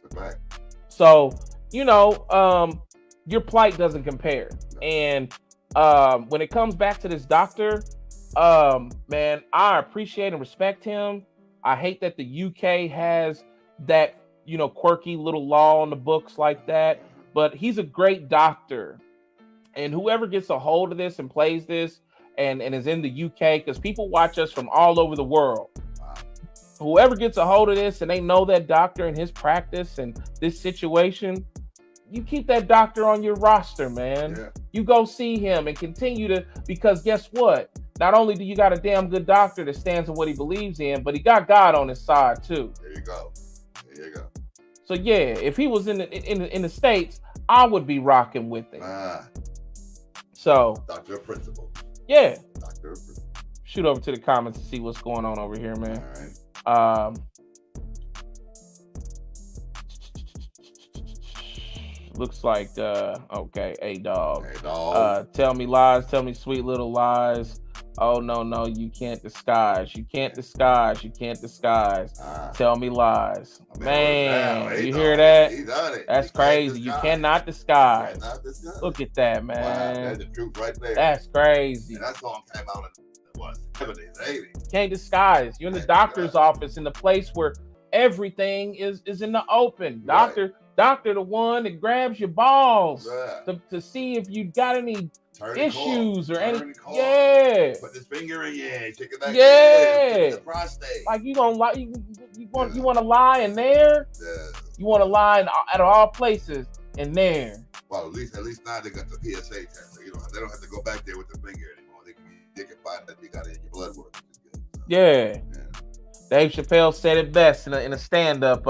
It's one of them series when he dropped them all 3 back to back on Netflix, and because he's had hell with the LGBTQ community, and he said he was at a club, and he said a guy that was an LGBTQ person had passed out, and how did he say it? He said he had got into an exchange and because I guess the guy had been fighting. Somehow the guy fell and his dick came out and shit. Oh wow! So Dave was on site, and I guess that Dave was supposed to ignore the fact that had happened, and and he was supposed to I guess the argument all spurs over something he had said in a show or something. So I don't know, man. And his whole thing was how I'm supposed to ignore that. Like I'm supposed to what you want me to alter what I believe, not only my beliefs, but what I was raised to see, and what life has said and what God has assigned for your comfort. You want me to, They got the wrong brother. Man, they had the wrong. They got a lot of the wrong motherfuckers, man. That's the bottom line. Right. Yeah. Cuz pull up the story of OJ. Hey nigga, it's a song I'm about to send to you. I hope I can get it. Damn, hey dog, you ain't got my other number to send it to me because I can't see it how I am right now. He's about to send me, I don't know what song he's talking about, but he's about to try to send me something. Okay. Yeah, man. Tell me what that song title is, man, and I damn near would be able to look it up, but you can't send it to me because you don't have the number to send it to me on. Okay. Yeah, he nailed it though with that Tell Me Lies though. You cannot disguise. That's good. Yeah, man. So in closure, because we've been, on this issue for a second. Man, LGBTQers. We love you. Yeah, we do, but it's not all about you. No. You guys have come to the forefront with a very strong movement, and it's covered ground that even to this day, even to this day, it's surpassed a lot of the ground that needs to be covered for African Americans. Yeah. You guys have come into this political space and into the social space, and you have made headway and strides that has been in such a short time that I can't attribute to any group that's done any better. Maybe children, laws and things that have been written for children possibly, but then again, it's still issues there because you got underprivileged children that's suffering like hell. Right. Schools closing, poor equipment, books, etc. So, but you guys have come and made tremendous strides, and for y'all to think that we are just to ignore things altogether for your comfort, you got another thing coming. You gotta keep in mind, you living inside of yourself and in your community, but it's a whole world around you, Right. a whole world that never stops, and things are ever changing and always going. So you are what you are in this life, and you only gonna get one as of what we know. You know what I mean? So you know, all I can say, man, is shit. Appreciate the ones that will lie to you, because I won't, and it's a lot of us that won't. You know, that's when it crosses the line. I'm sorry, it's just the way it is. So I see a square as a square. This sign is a square. It's a rectangle. I'm not gonna tell you that this fucking sign is a circle or it's oval. What does that make me? So, and that's what I'm gonna leave you with. So, good luck to them with that. But yeah, man. Yeah, we take a quick breather. Yeah, we take a breather, man. We'll be right back after these brief messages. Stick around. This is Crossfaded.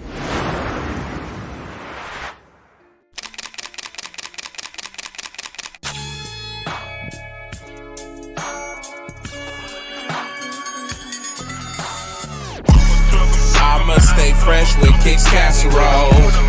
Cop the latest with Kicks Casserole. Nothing less than Kicks Casserole. I'm at my best with Kicks Casserole. I'ma stay fresh with Kicks Casserole. Cop the latest with Kicks Casserole. Nothing less than Kicks Casserole.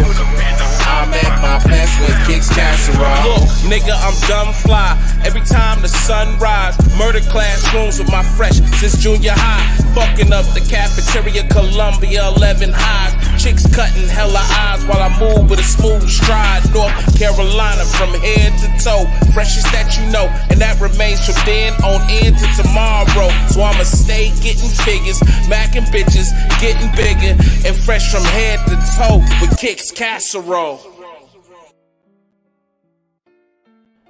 Rappers, producers, hip-hop entertainers, hit up CWK Promotions for any of your management needs. Promotions, booking, studio sessions, feature help, models for your music videos, and much more. Hit up Chris Kleiss with CWK Promotions. Booking from 15 to 30% cheaper. Models, $50 to $500 for your videos. Promotions of any kind. Studio sessions ranging from $35 to $175, and features from $10,000 to $250K. Hit up CWK Promotions now.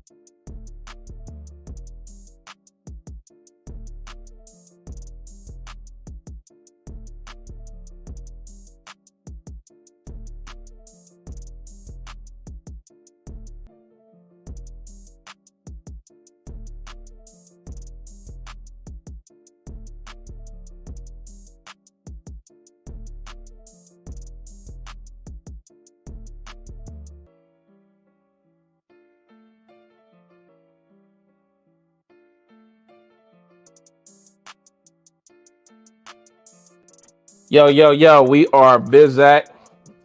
All right. What it do? What it do, y'all? What it do, y'all? All right. So this is crazy. We have a situation that has just unfolded with two legends. Legends, mind you. Yes. I went to one of their shows in New York, upstate New York. Did you? Yes. Who? Which one? Anita Baker. I seen Anita in concert.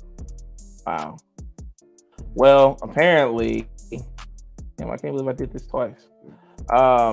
Anita Baker and Babyface were on tour together, but it is Anita Baker's tour. But nonetheless, she's the headliner. she's the headliner. But nonetheless, she has chosen to kick him off of her tour. What? Yeah. I was like, Babyface Reed. Kicked Babyface off the tour, man. Wow. I said, damn, not the OGs, not the legends. Right.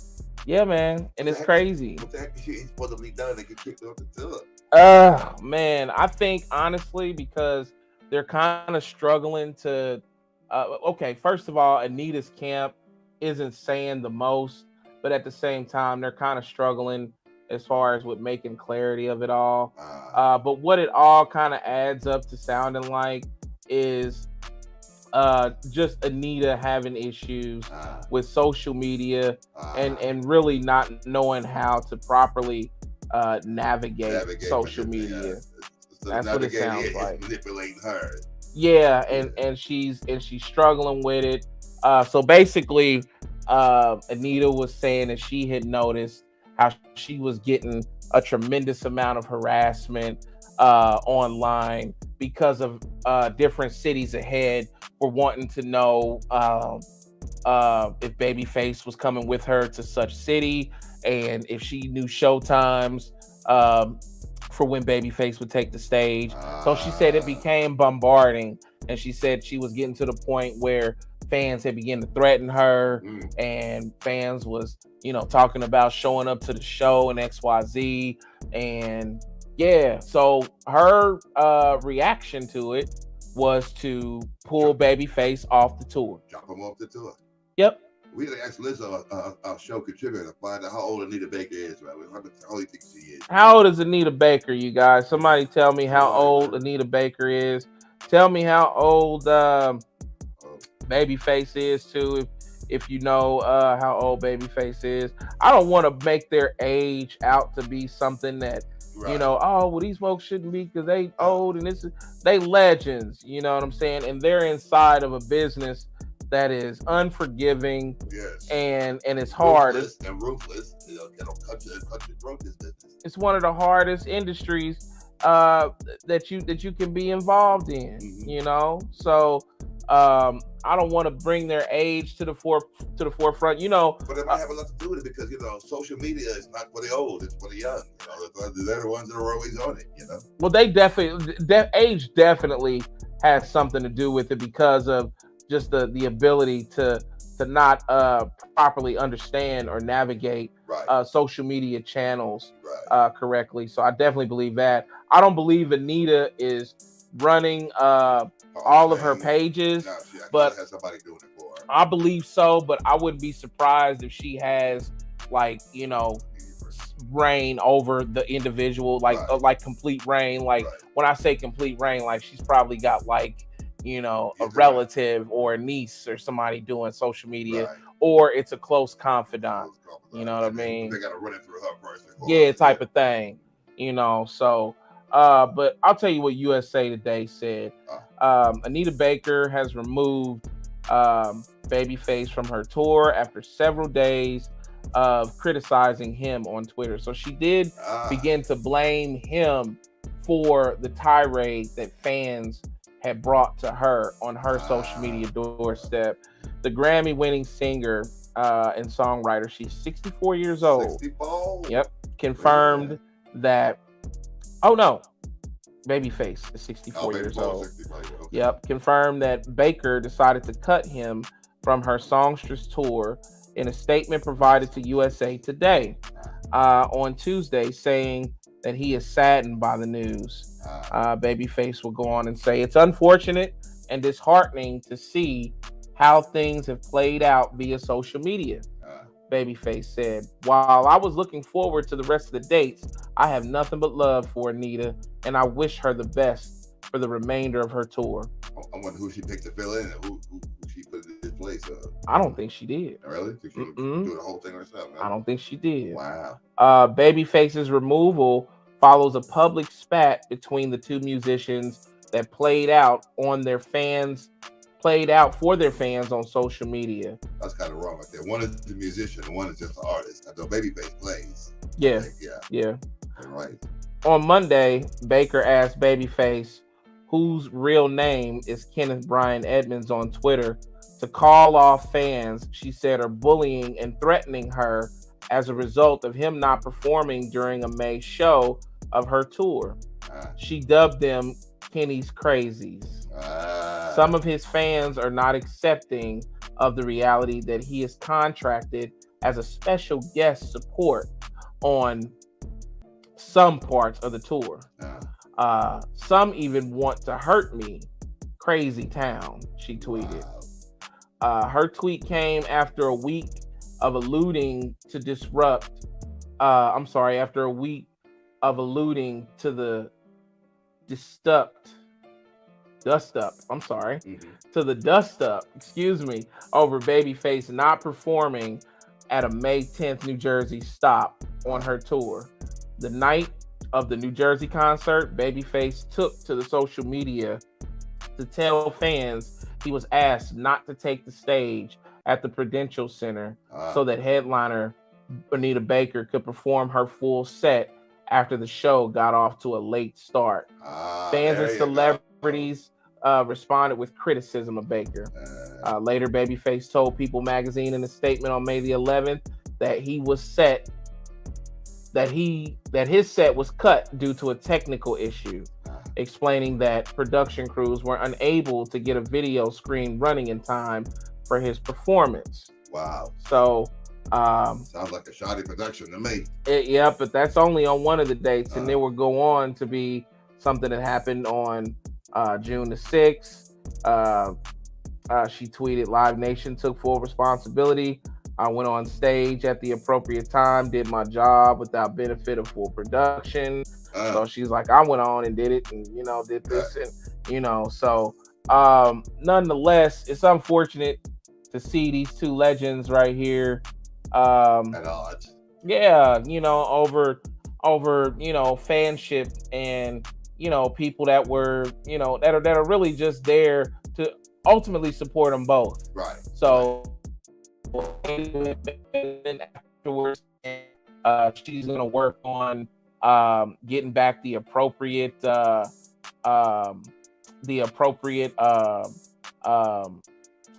refunds to people. I don't know how she's going to do that. I the way she said that statement made it sounded to me like she was going to refund Kenny's fans. Right.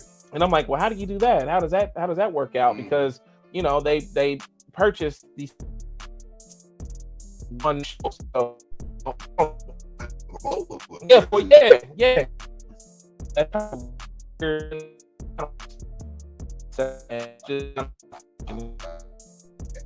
Yeah.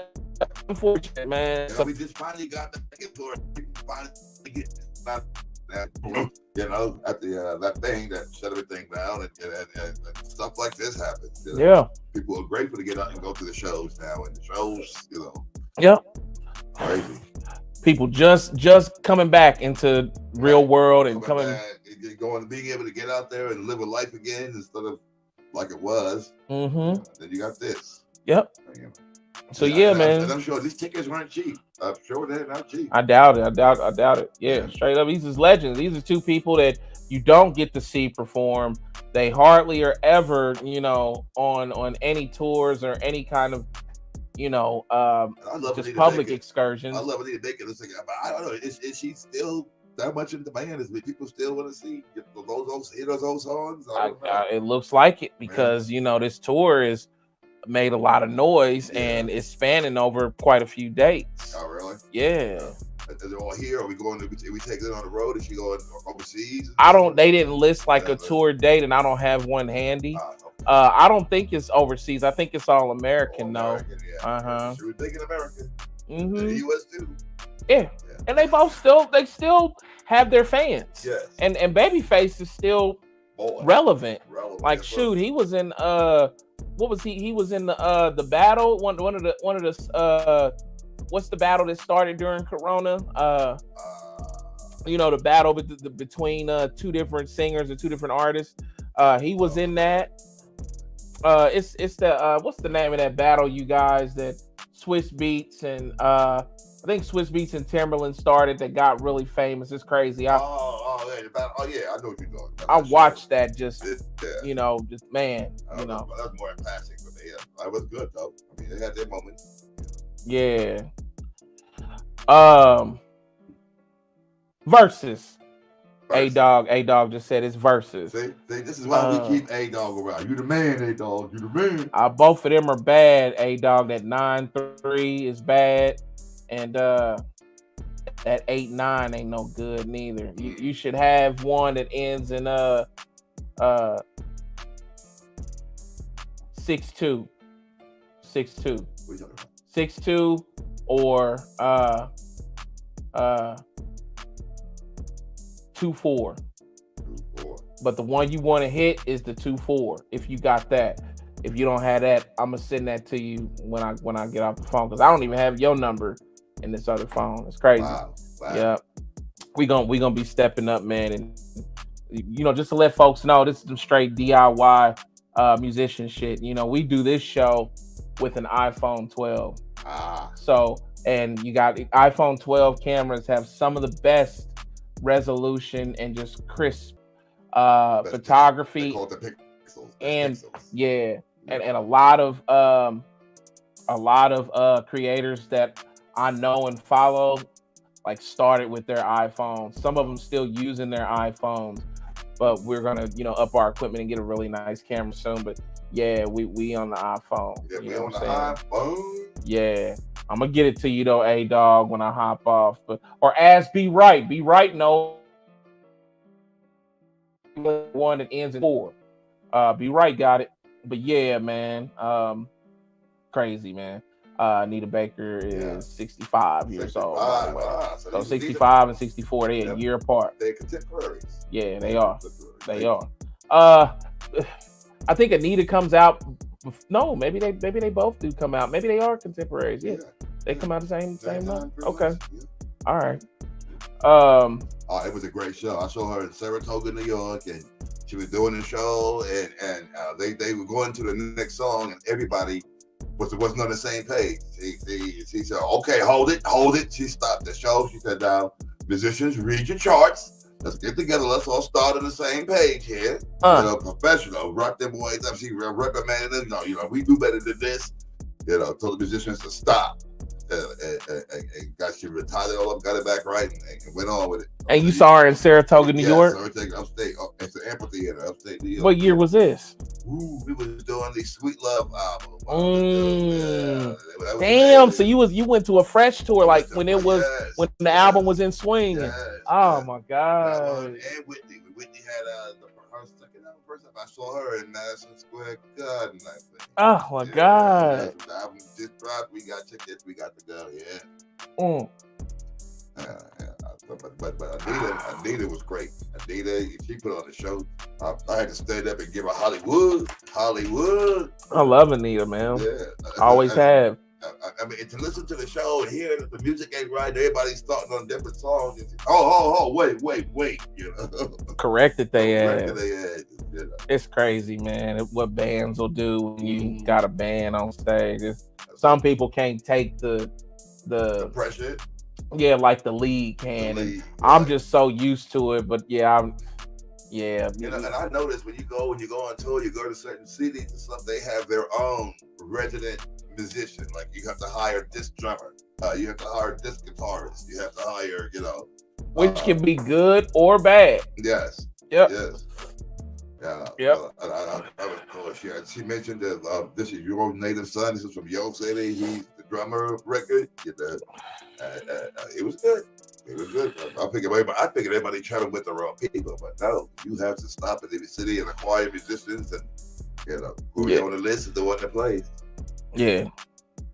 Hey, thank you, Lisa Montgomery. She said, "I love that Kicks Casserole song. It's smooth." Thank you.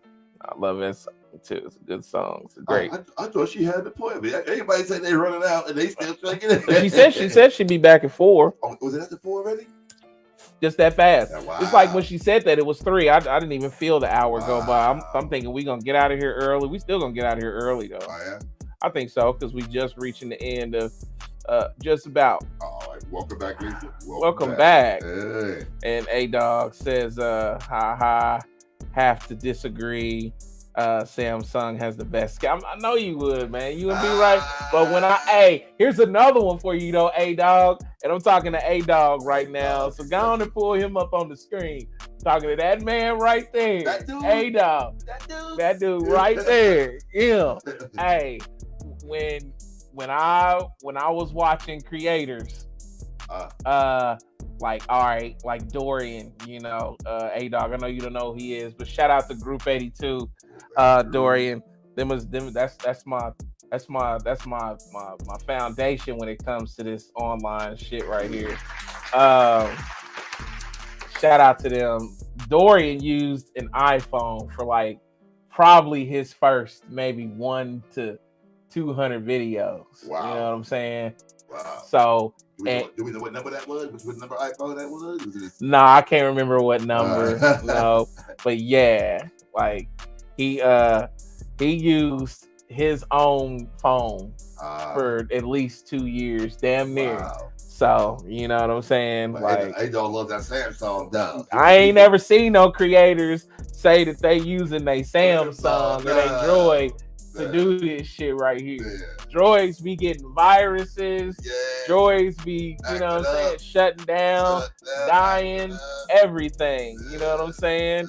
So, yeah, nah, brother. Nah. I disagree with that. I'm sorry. Lisa Montgomery says, you're welcome and thank you. Yeah, thank you for that, Lisa. That song, I love that commercial. Shout out to the guys at Kicks Casserole too. Yes. I ain't had no kicks lately that they've thrown to me to show you, but they got some dope kicks at all times. Find them on Instagram as Kicks Casserole. Kicks Casserole. Yeah. So yeah, man. Last but not least, you guys, now that we, oh yeah, and hopefully, man, Babyface and Anita, y'all figure that out and smoothen that out. I don't think they're at any kind of war or anything, but I just think that their relationship has, been a little tarnished now because of this. So hopefully, you guys figure it out, and you guys, So my favorite Babyface song. Why is love a crime? If I'm guilty of love, just let me do my time. Let me do my time, baby. Why? That's my cut right there. That's my cut. Hey, I need to play that after this. I don't want to hear that. Yeah, that's a blast for the past right there. Yeah. I forget about that song, man. Yeah. That helped break him out. He was already broke out, but that helped put him over the top. Yeah, that's the jam. That's the cut. That's the joint, as they say. That's the joint. Enjoy. So, A-Dog, being that you are here, Mr. Samsung man. Yeah, Mr. Samsung, brother. Samsung man. We do have to speak about an individual that has something to do with Memphis, Tennessee. This individual has made history here with us, A-Dog. And I know the story of OJ. I know what you're talking about. He just sent me the video. Story of OJ. Samsung rules, Apple sucks, rusty toenails. and that's B right. Man, go, man. And now you done summon this dude up, A-Dog, man. Hey man, we had a whole matter of fact, this last section right here is for B right and for A-Dog. This for both, but this really for B right. You know what I'm saying? Yeah, I got both them fools pictures up there, man. Shout out to both them dudes, man. Hey man, I got something for both these dudes. Memphis has hit an all-time high, and they have broken a record and created history here on Crossfaded. They have created history. Let me go ahead and just stop the music because I'm gonna tell you what kind of history they created here. I like to hear this. They created history with this man right here, Ja Morant. Ja Morant. Yeah. Shout out to me. Hold on. Go ahead and give me applause. I'm glad you showed up, B right, man. I'm real glad. I was wondering. I'm glad A-Dog is here, but I'm real glad you showed up. Why am I so glad? Why are you so glad? Because y'all's boy, Ja Morant, made history here as being the double big dummy of the week. He is a double dummy. Yeah. Double dummy. Give it up for Ja Morant. He did his style. He didn't just do it halfway. He went full tilt. He went full tilt. Yeah. He is the double dummy of the week. And why is he double dummy? What does that mean, being double dummy? Well, that means that Ja Morant is the first big dummy that we've had to appear twice. to get honorable mention. He's the twice. first big dummy, double dummy. He's the first. He made history. And be right. Are we right? Did the commission come out and suspend him indefinitely? Did you hear? Because I didn't hear. Omega said he heard. I seen a clip where, and the reason why Ja Morant is double dummy is because I seen a clip where the commission came out and said that Ja Morant is suspended one entire season. One entire season. Yeah. Because the boy loves his gun. He likes to be seen in video with his gun. I don't know. Maybe he think he Matt Dillon. I don't know. But he gonna say the same thing that Scarface said. You know, lady complained about Matt Dillon. How did he say it? Matt Dillon had a gun. Why you complaining? Because I got one. You know, Matt Dillon walked around with a gun. I said, but dude, you're not Matt Dillon. This ain't Gunsmoke. You know? You know. Hey, A-Dog. I saw. Okay, so A-Dog is saying they haven't made it a ruling yet. What's the clip I seen with the commish coming up? I'm about to look that clip up myself, man. I did not, you know what I'm saying? It's something big like this should have been big news. It should have been on all sports platforms. Yeah, he's saying he ain't heard it yet. Then you got B Right talking about, I told Franklin at the end and stuff. Man, ain't nobody hearing that, B Right, man. You know Franklin at the end. Hey, man, I ain't seen the end of Snowfall yet. You seen it? No. Oh, okay, yeah, I ain't seen it yet neither. You know what I'm saying? Don't spoil it for me. Is it the final season or are we still going? This the last season. Last season. Yeah, Snowfall's on the last season. How many years is that? 5, 4, 5? How many seasons Snowfall got? I know. It's 4 or 5. I know I helped turn you on to it. Yeah, you put me on to it. I was surprised you actually followed up. I said he ain't gonna. I've watched every season besides the last. Wow. Yeah. Wow. So I don't know what he's talking about, Franklin Saint, man. This ain't got nothing to do with Franklin Saint. This got to do with Ja Morant. Yeah. Give it up for the biggest dummy that we've ever had. Yeah. This man is so dumb. It don't even make no sense, lost man. $40 million at the gate. Now I'm gonna lose a whole season. He ain't gonna. Boy. Man. What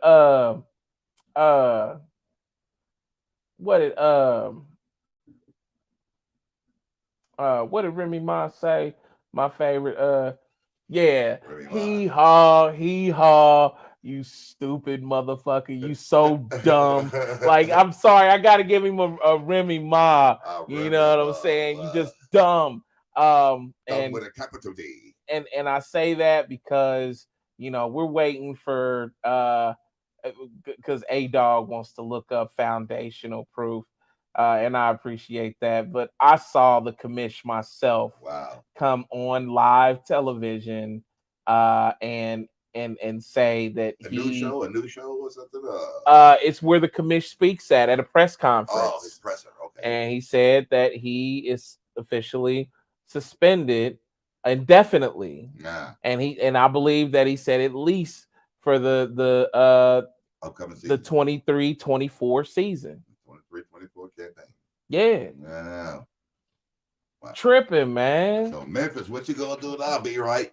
Who you got in the wings to come and take this bad place? Because now be right saying I'm saying he gonna end up like Franklin, but I don't want to hear that though. Be right, man. I don't want to hear that. You know why? Be right because you was saying he was gonna be great and he was gonna be all this and he had all that. You know what I'm saying? Yeah. You know, and I know we had this conversation. We got it on tape. The Be Right video got man. Hey man, but to hell with that, man. Yeah. That's why I told you, man, don't bet on this dude like that. Be right. I'm talking to Be right.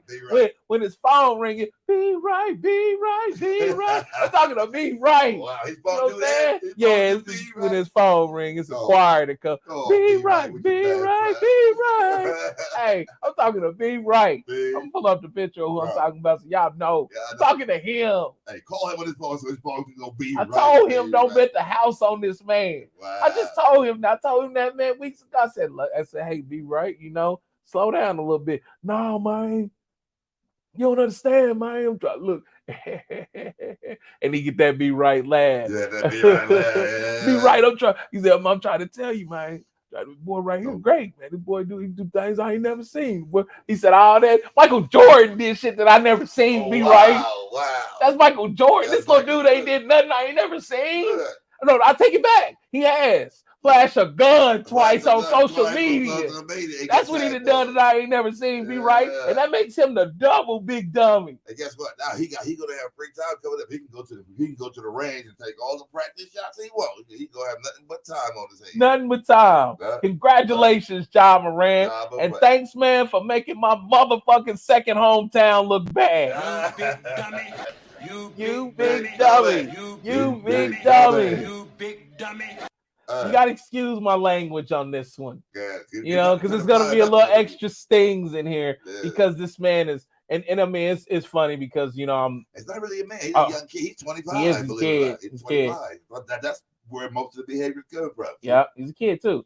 And I know we joking with it and whatnot because we got B Right and A Dog and we we laugh and joke amongst each other. But to the youngsters and the young folks and that are watching this unfold and that are looking at this young black man, with the world at his feet right now. Everybody in the NBA watching, super explosive player. You're in the NBA. You can take this platform. Look at LeBron. He although he don't know what he's talking about most of the time, but you can take this platform and build it into something.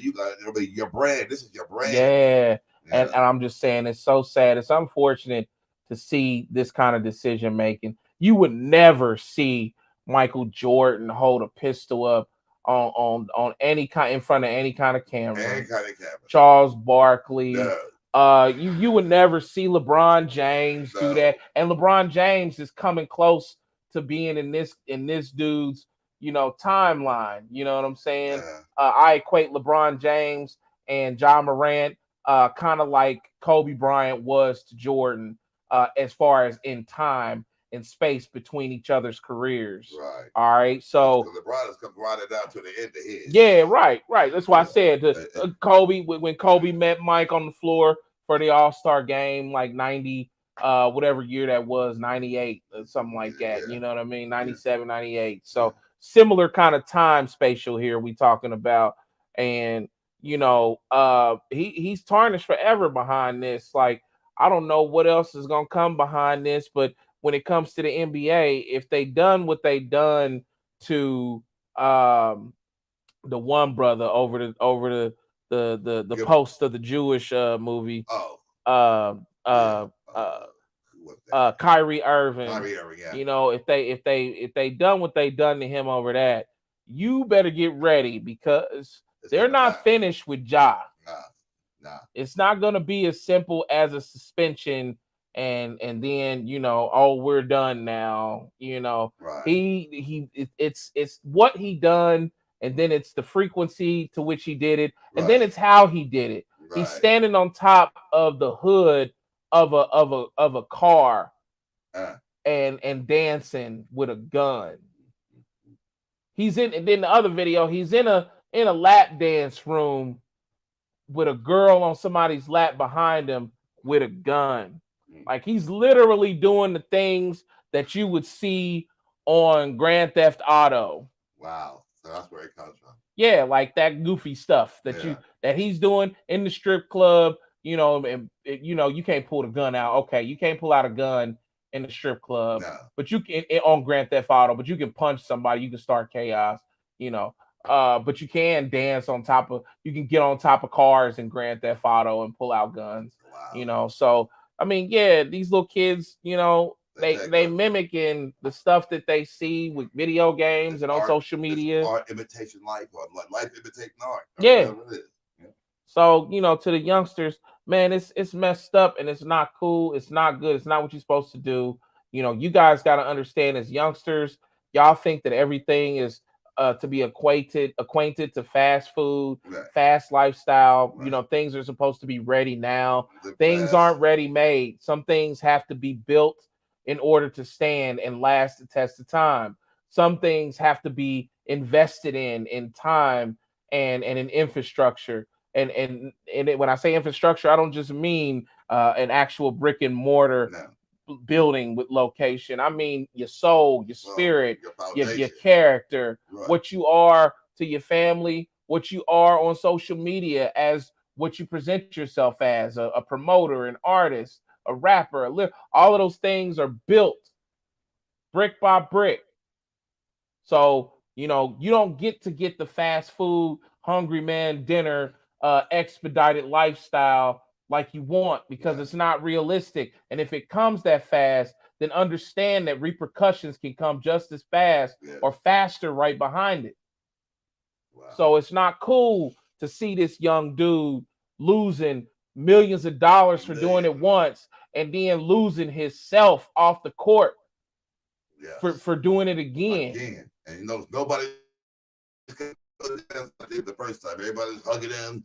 Or we're gonna pull you through on this. This is gonna be all right. And he's saying goodbye to social media and stuff. With another gun. Man, He just shot his whole foundation out from underneath his butt. That's what he did. I remember Gilbert Arenas. Yes. And when he pulled the pistol out, I don't even know the details, Right. like what happened in the locker room for it to room. happen. But I remember when he done it, and there was such a stigmatism on him. And he's not even in the league anymore. I don't think. No, it was like after that he was just gone. He was a ghost. Yeah. And I'm just like, when it comes to guns, Marvin Harrison, he's off the field, like I said earlier, and pulling out a gun on somebody in some establishment somewhere. Yeah. And just like that, they didn't took him from the rafters. These ball club organizations are owned by white people that have a lot of money that do not want to acquaint their organizations with violence. Right.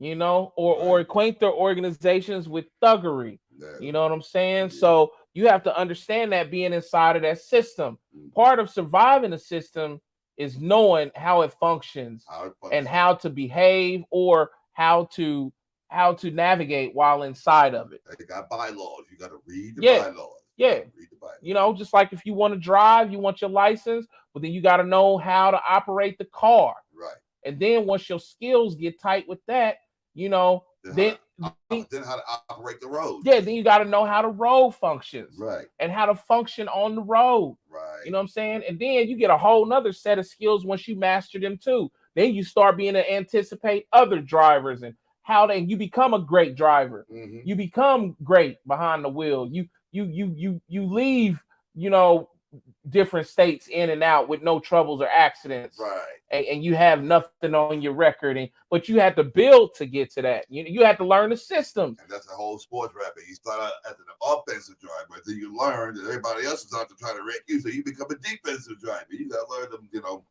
manipulate and navigate these people. Man, they're the ones that are trying to get you because they're careless and acting stupid and careless. Man. Yeah. So that's all I'm saying, because to the young dudes, like they could aspire to want to play ball like Ja, but when they see this, they could aspire just to get to where he's at so they can pull a pistol out and then they can be infamous as well as famous. I'm just like Ja. Look, I'm just like Ja. Yeah. It's like stupid shit. Yeah, so that's my hero.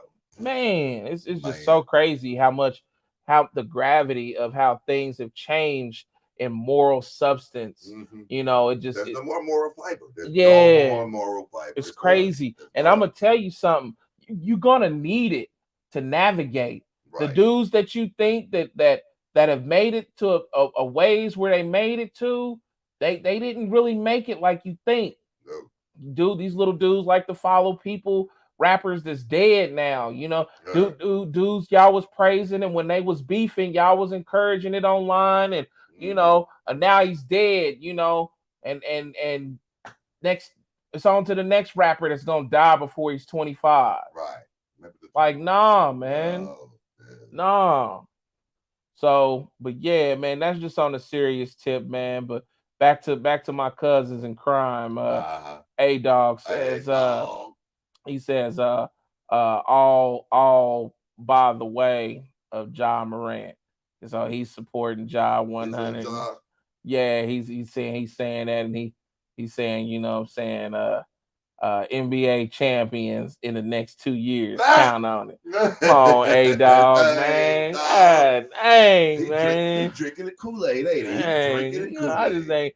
No, I just ain't trying to hear all that because it's gonna take more than job, man. You know what I'm saying? But I hear you though, man. See, but in the development that he's talking about, he ain't gonna be there for part of it, most of it. So you might have to take 3 to 5 there, ain't dog, because you got to gel. I mean, you Two can come back, step years, back in it. man. It's I not say 3 to happening, 5, 3 to man. 5. It is. It's not happening. He goes on to say, speaking honestly, this really goes to hell. Everyone in Memphis totes a gun, even kids.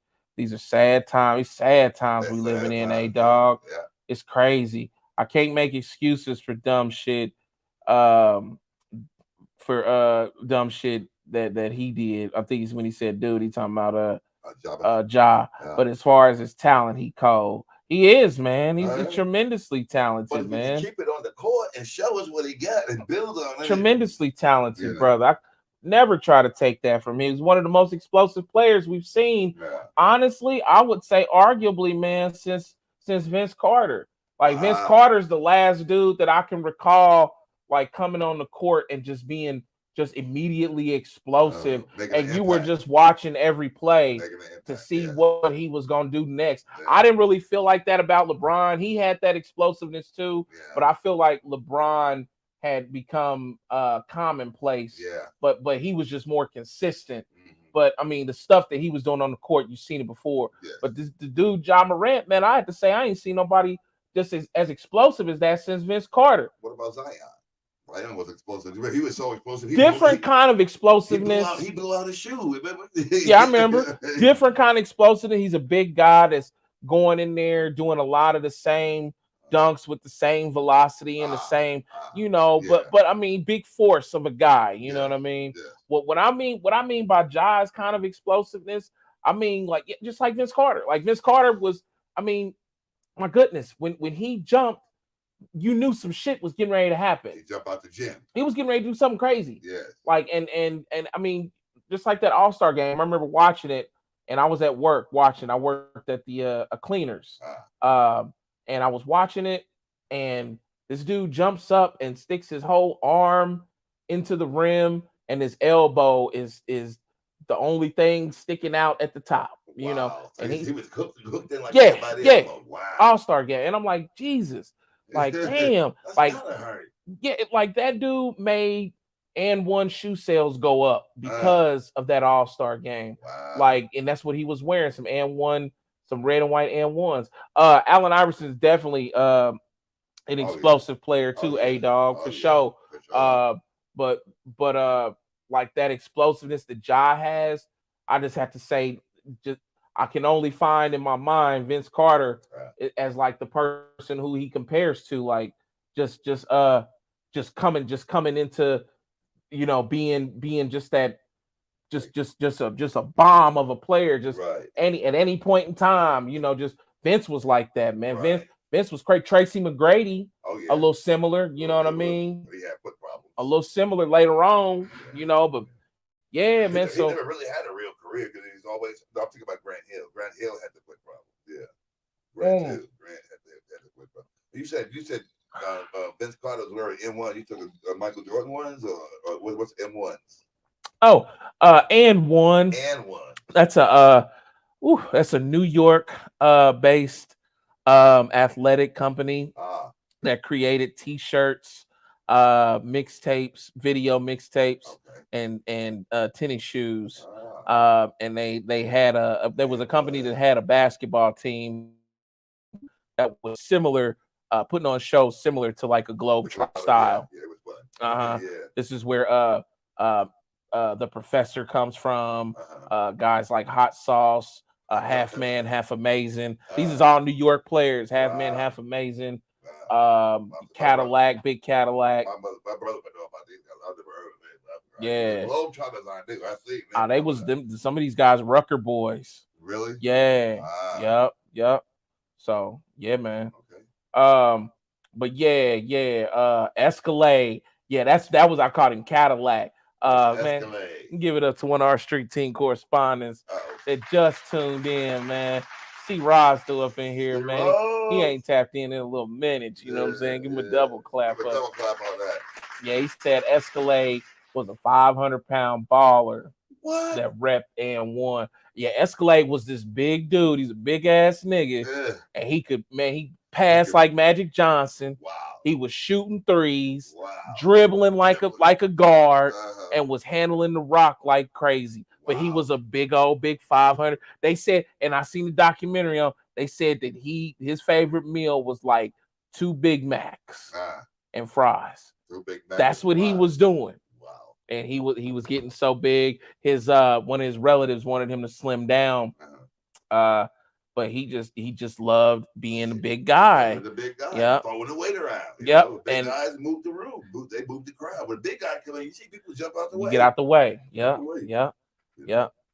Oh my God, I forgot that.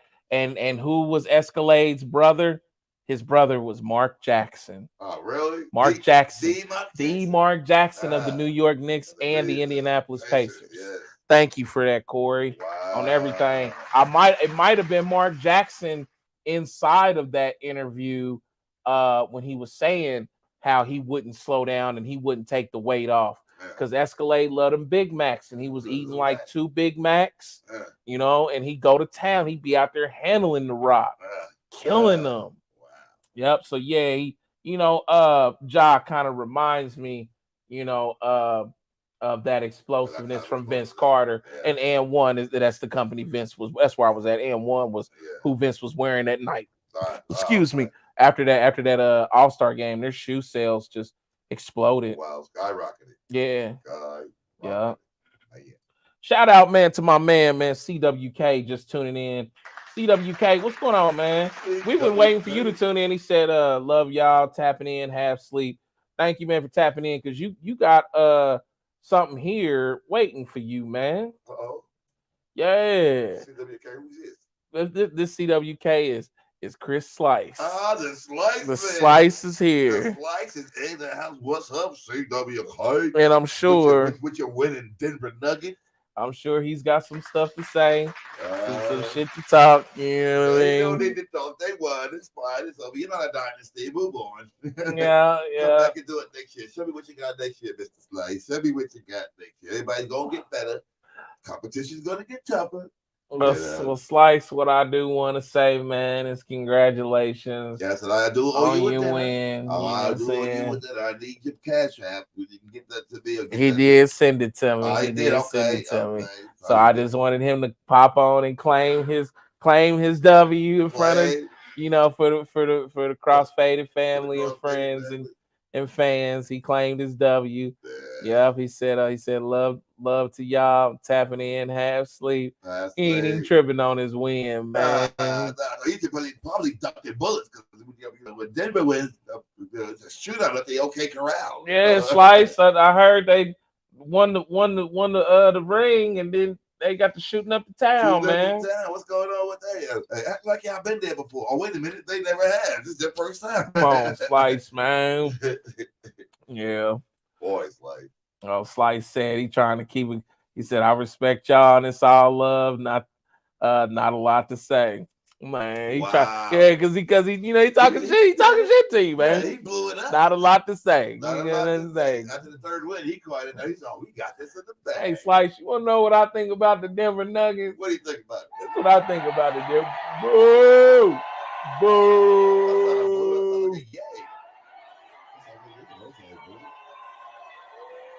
There's a boo. Yeah. Boo. Like big boo in the back. Boo. Do it again next year. Whoa. Do it again. That's what I think, Slice, man. Do it I again don't, next year. I don't know about Jokic or whatever his name is. Djokovic. Djokovic. The Serbian. Somebody that put a picture of the guy up with a goat and his shadow was a goat. And I'm just like, these dudes get to throwing around the goat, label so easy today. I don't know much about this guy at all. You know what I'm saying? What? He was a 2-time MVP. They didn't want to give it to him a third time. That's why they gave it to Joel Embiid. And Joel Embiid ain't nothing like this joke. When it came to Jordan, let me tell you something. Yeah. That's a real GOAT right there. That's a GOAT. You didn't want to give him the MVP. He said, "Okay, I'm gonna take the championship this year." That's what he did. That's what he said. As he said when they gave Karl Malone the MVP, he said, "Okay, he can have that. I'm gonna take the ring." But that's what Djokovic. Yeah. Now, I don't know about the Jokic dude. You know what I'm saying? But you can't put him in no conversation and no GOAT. No. Maybe he's a GOAT to these little kids and what little bit they know around here. Yeah. But he ain't no GOAT to me. He ain't no GOAT to the class, the NBA class of the 2000s, the 90s, the 80s, the 70s. Yeah, you know what I'm saying? Come on, man. You know what I'm saying? You ain't got a lot to say, Chris. Well, neither do I. You know what I'm saying? And now I'm talking shit to you. This is me. You know what I'm saying? And I don't even know why I just decided to talk shit. You know what I'm saying? Because hey, Denver ain't won nothing since I don't know when. You know what I mean? 47 years in existence and just getting around and winning one now. So you got your 20, you got your dinner coming to you. You have a good dinner, you know what I'm saying? Congratulations and all of that, you know what I'm saying? We give you a clap, but you ain't got much to say. I ain't got much to say neither, man. You know what I'm saying? But a couple of gunshots to send after the ball game like they did in Denver. I heard they won the ring, and then they went outside into the parking lot, and then everybody was. I heard that's what happened at the celebration. They won, they cheered, then they went outside, and everybody had to get down. I don't want to see the parade. Anybody better bring a bulletproof vest to the parade. I don't think they had the parade yet. Yeah, you gotta have the parade. Hold on. He said, when you work graveyard and have to do it again tonight, you'd have a lot not to say. Yeah. Respectfully, I'll just say Denver in caps. Denver 1-5. Yeah. I know you're tired, man. That's what's up, man. Denver is number 1 with a bullet. That's all good, man. With the bullet, Chris. Yeah, they number 1 with a bullet. So congratulations, Slice. I love you to death. You know what I'm saying? I ain't the happiest dude that y'all won. No. Preferably. I'd like to see the Bulls win again. Oh, wait a minute. And I don't even know who the hell's on the team. But I'm just a Bulls guy. For the day to now, to the day he's going to be a Bulls guy. Bulls guy. Don't even know who's on the squad. But congratulations, and all that. Give it up one time for Slice, man. CWK Promotions, man. CWK Promotions. Wait a minute. I know what would make him. I know what make him feel better. Oh my God. Yeah. That help him feel at home, Hey, dog said he being humble. Said CWK was being humble. He was being humble, man. Like, I don't know, man. Djokovic, good game. You know what I'm saying? We'll see if they remember you like Larry Bird all the time. Let's see if you build a Nowitzki. Build a dynasty. I just don't have a lot of stock to put into these young bucks, man. But he's good. He stays on the court. He does it right. You never see him with a gun. Man. He ain't no job. Man. Yeah, man. Yeah, y'all. So this man is our double big dummy. And we sent him off, man, the right way. Keep it out, keep your ear out, like you said. See if he is indefinitely suspended, or if you hear something before we do, let us know. Hit the cross-faded page. Yeah, absolutely. Final thoughts, man. Thank everybody for watching and thank everybody for taking in what we were talking about with these subjects. Thank you for consuming. Please make sure you say your prayers to Lil Wayne. Once again. And Jamie Foxx. And Jamie Foxx. Yes. I'm hearing conflicted statements about Jamie Foxx, so I didn't bring any news about Jamie Foxx today. Right. I'm hearing But keep me prayers. I'm hearing one moment it's this, one moment it's that. So just pray for Jamie Foxx and the Fox family. Yeah. Um, send your love to um um Anita Baker Anita Baker and Babyface. Babyface. Maybe they'll have a meeting of the minds and Yep, and overcome that and get out of overcome that, that. Yeah. because you don't want to see legends, having that kind of conflict on this kind of, media outlet. Right. It On this just platform. it almost looks like it's unresolved, and we don't know anything, Right. and I will find out because We get this information second, I'm third, a fourth hand. journalist for one. I'm an artist for one, journalist second. Uh-huh. So yeah, I find out and dig it up. But you just don't want people to, of this Tarnish it. caliber, this echelon, people, period, but especially them, Yeah. take a chance on tarnishing any legacies or Mm-hmm. hurting each other or anything like that, Right. Guess what? Guess what? The black on black crime is way before our time. It See? is. Yeah. And man, whoever is running Anita's social media, like, take her phone from her sometimes. Right. Or learn the art of ignoring, people on social media. Because I I know mean, at that level things have to be considered, and what is said, and put out into the world has to be taken into right. account. A threat has to The be threat treated has to be like a treated. threat. I Right. get it, you know what I Right. mean? But everything doesn't have to fall apart over it, and you don't have to, come to the resolution that they came to. Like, Right. it wasn't it.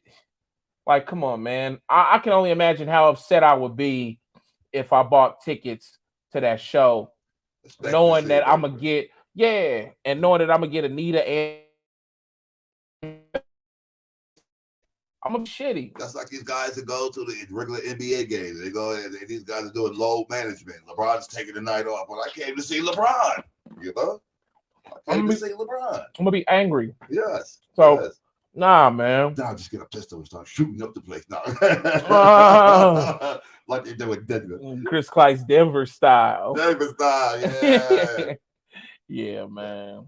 But yeah, man, hopefully they fix that. So prayers to them. Uh Prayers to the old lady that I was telling y'all about earlier, Right. from that country, Yeah. where she woke up in her casket. Prayers to them, you know what I mean? Yes. And hopefully, I heard they had her on oxygen. So and hopefully, So she's doing all right. they did not do it all time shit empty. Because in that country you can go pick up your loved one and bring it back home and you got to sit up in the house. They ain't did nothing, man. No. They just didn't looked at a person and said, "Man, she did." Next. Yep. Crazy, man. Crazy. Yep. Hold on. Shout out to Lisa Montgomery and Pat. Yeah, shout out to Lisa Montgomery and Pat. Yeah. And CWK chimes back in on the end and says, being a Colorado native, I got to witness history in my life. Yes. For the NBA team we have. Man. Yeah. Oh, yeah. All right, Chris, man. It's cool. You got some history, man. It might be. You got the win. You got a dinner. You know what I'm saying? Congratulations, man. Now you want to rub it in. Just go to sleep, man. You gotta be at work. You know what I'm saying? You work graveyards and third shit. Just lay it down. You know what I'm saying? Cool. I'm congratulations to you and Jokic and everybody else on the team, man. You know what I'm saying? Yeah, man. But yeah, shout out to the Montgomerys. Lisa Montgomery says we plan to launch our pilot Sunday. Ooh, for real? Yeah. Sunday. Well, I'd like to be on that, Lisa, but I'm committed to classic records. I'm making classic records. We gonna link up and we gonna meet in the middle for sure. All right. Yeah, but Lisa, I am susceptible. If you want to steal me away, you can steal me away. I gotta talk to them on the phone, and we gotta figure out, how, what platform they're working on and how our platforms can work together. Right. Not our platforms, but our podcast. No, our hosting sites. Yeah. So figure out how we can split screen and work together and all that. But next, I guess you're gonna show the video shoot. You didn't get to mention that. You were supposed to mention how. The video shoot was great. By the way, on the final thought, out this bitch. The video shoot was fantastic. Yes, it was. Please keep your eyes out for the Out This Bitch song that's coming very, very soon. Coming to a town near Um, you. yeah, we had a fun time Oh my God. shooting that joint. Um, Yes. And literally shooting that joint. Chris Christ, he should be ready, yeah. Yeah. Let me see if I got a quick little clip that we're gonna play right here, just to give you guys a sense.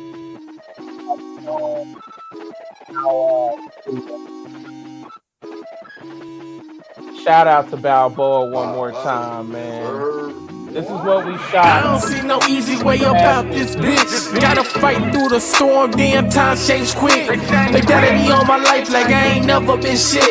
There ain't no shortcuts, no way about this bitch. Now I don't see no easy way about this bitch. Gotta fight through the storm, damn times change quick. They doubted me all my life like I ain't never been shit.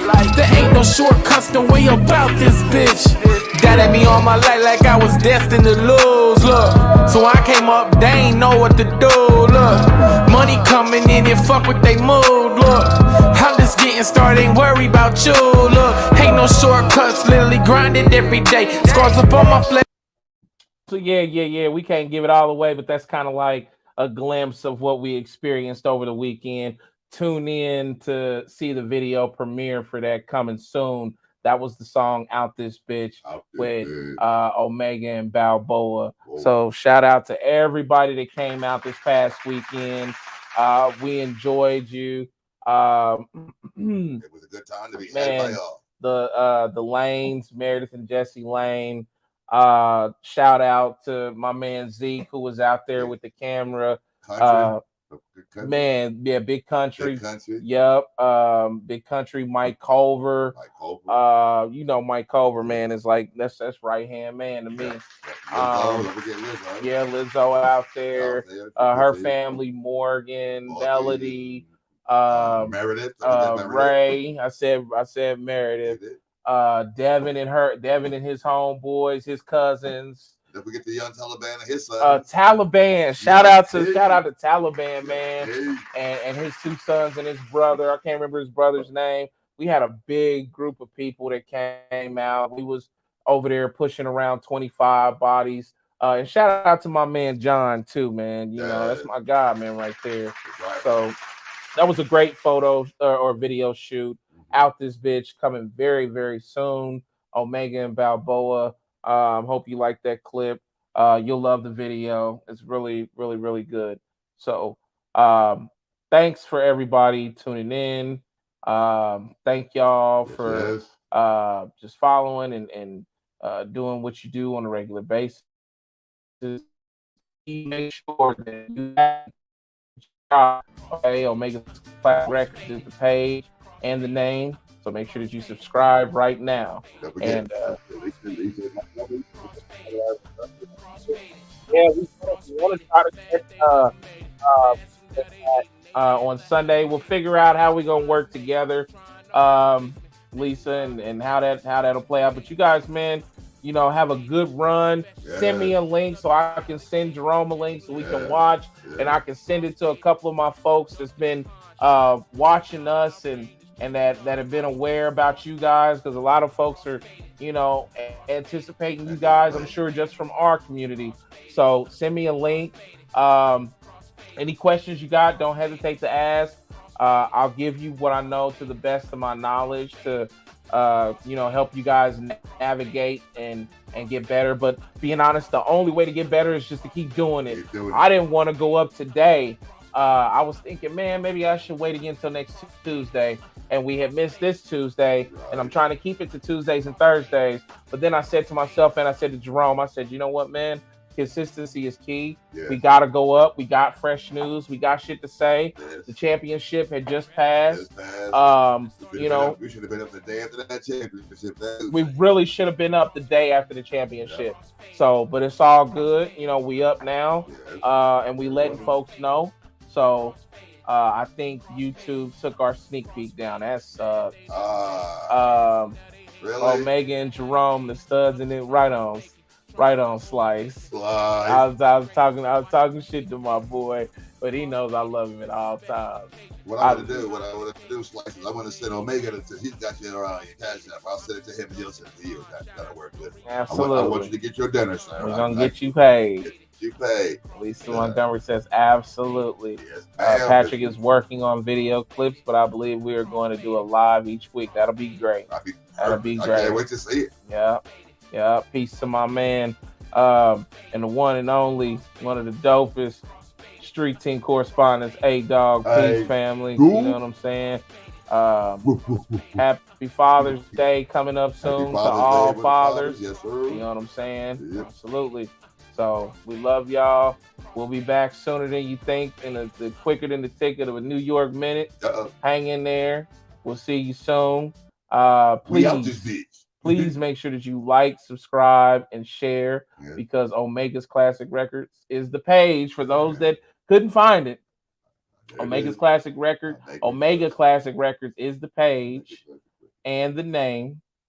Okay, so I want to stop the music to say that, because I've had that quite a few times. We can't find you. We on YouTube, and it's under that name, Omega Classic Records. If you would like to be a part of a group, of a text group or message group, please let Jerome know if you're some of his family, because we still got a lot of people on here watching right now. I don't know who's all here. Could be some of your family. Let him know, and we can put you in our weekly text group where we text an hour to 2 hours before showtime, or let him know if you would like for us to put you in a message group, because we do message people on Facebook too before showtime. So either way, let us know, and that also will help you keep up with the show as well. Right. You know what I'm saying? You know what is coming up. Yeah. All right. We love y'all. Love you too, CWK. Love you, A-Dog. Love you, Lisso. Everybody that showed up. Lisa Montgomery, Pat. Good luck. Love y'all. We waiting to see y'all. What y'all do Sunday? Wait to see the magic. Wait to see the magic happen, Miss Lisa. Yep. Who manifested this shit? Fight for the shit too. Asterisk on the eye. So fight for the shit. Fight for that. You know what I mean? Make it the Shinizo. Who manufactured this Shinizo? Who manufactured this shiznit? The shiznit. Something. Like fight for it. Yeah. You know, freedom of speech is freedom of speech, and we got tools. You know what I mean? We got tools. There's a will, there's a way. Absolutely. Yeah. All right.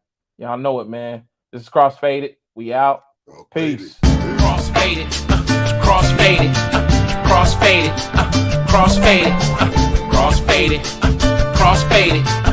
Crossfaded, crossfaded, crossfaded. Mad they never made it. Mad so now they hating. They bad for how they played it. I'm just trying to make it, trying to hold my placement. Thanking God for the graces, watching for changing faces. Crossfaded, this is a special occasion. Subjects hotter than Cajun, Andouille and Mason. Crossfaded, I'm just a duck in the pond. Shout out to Dorian, my reign has just begun. I be crossfaded, crossfaded, crossfaded.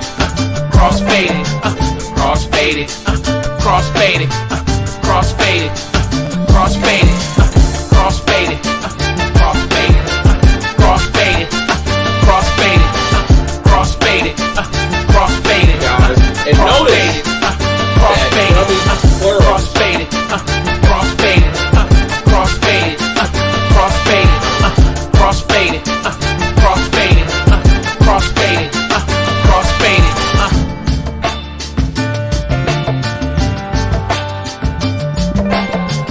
Well, you ready? Let's start the show.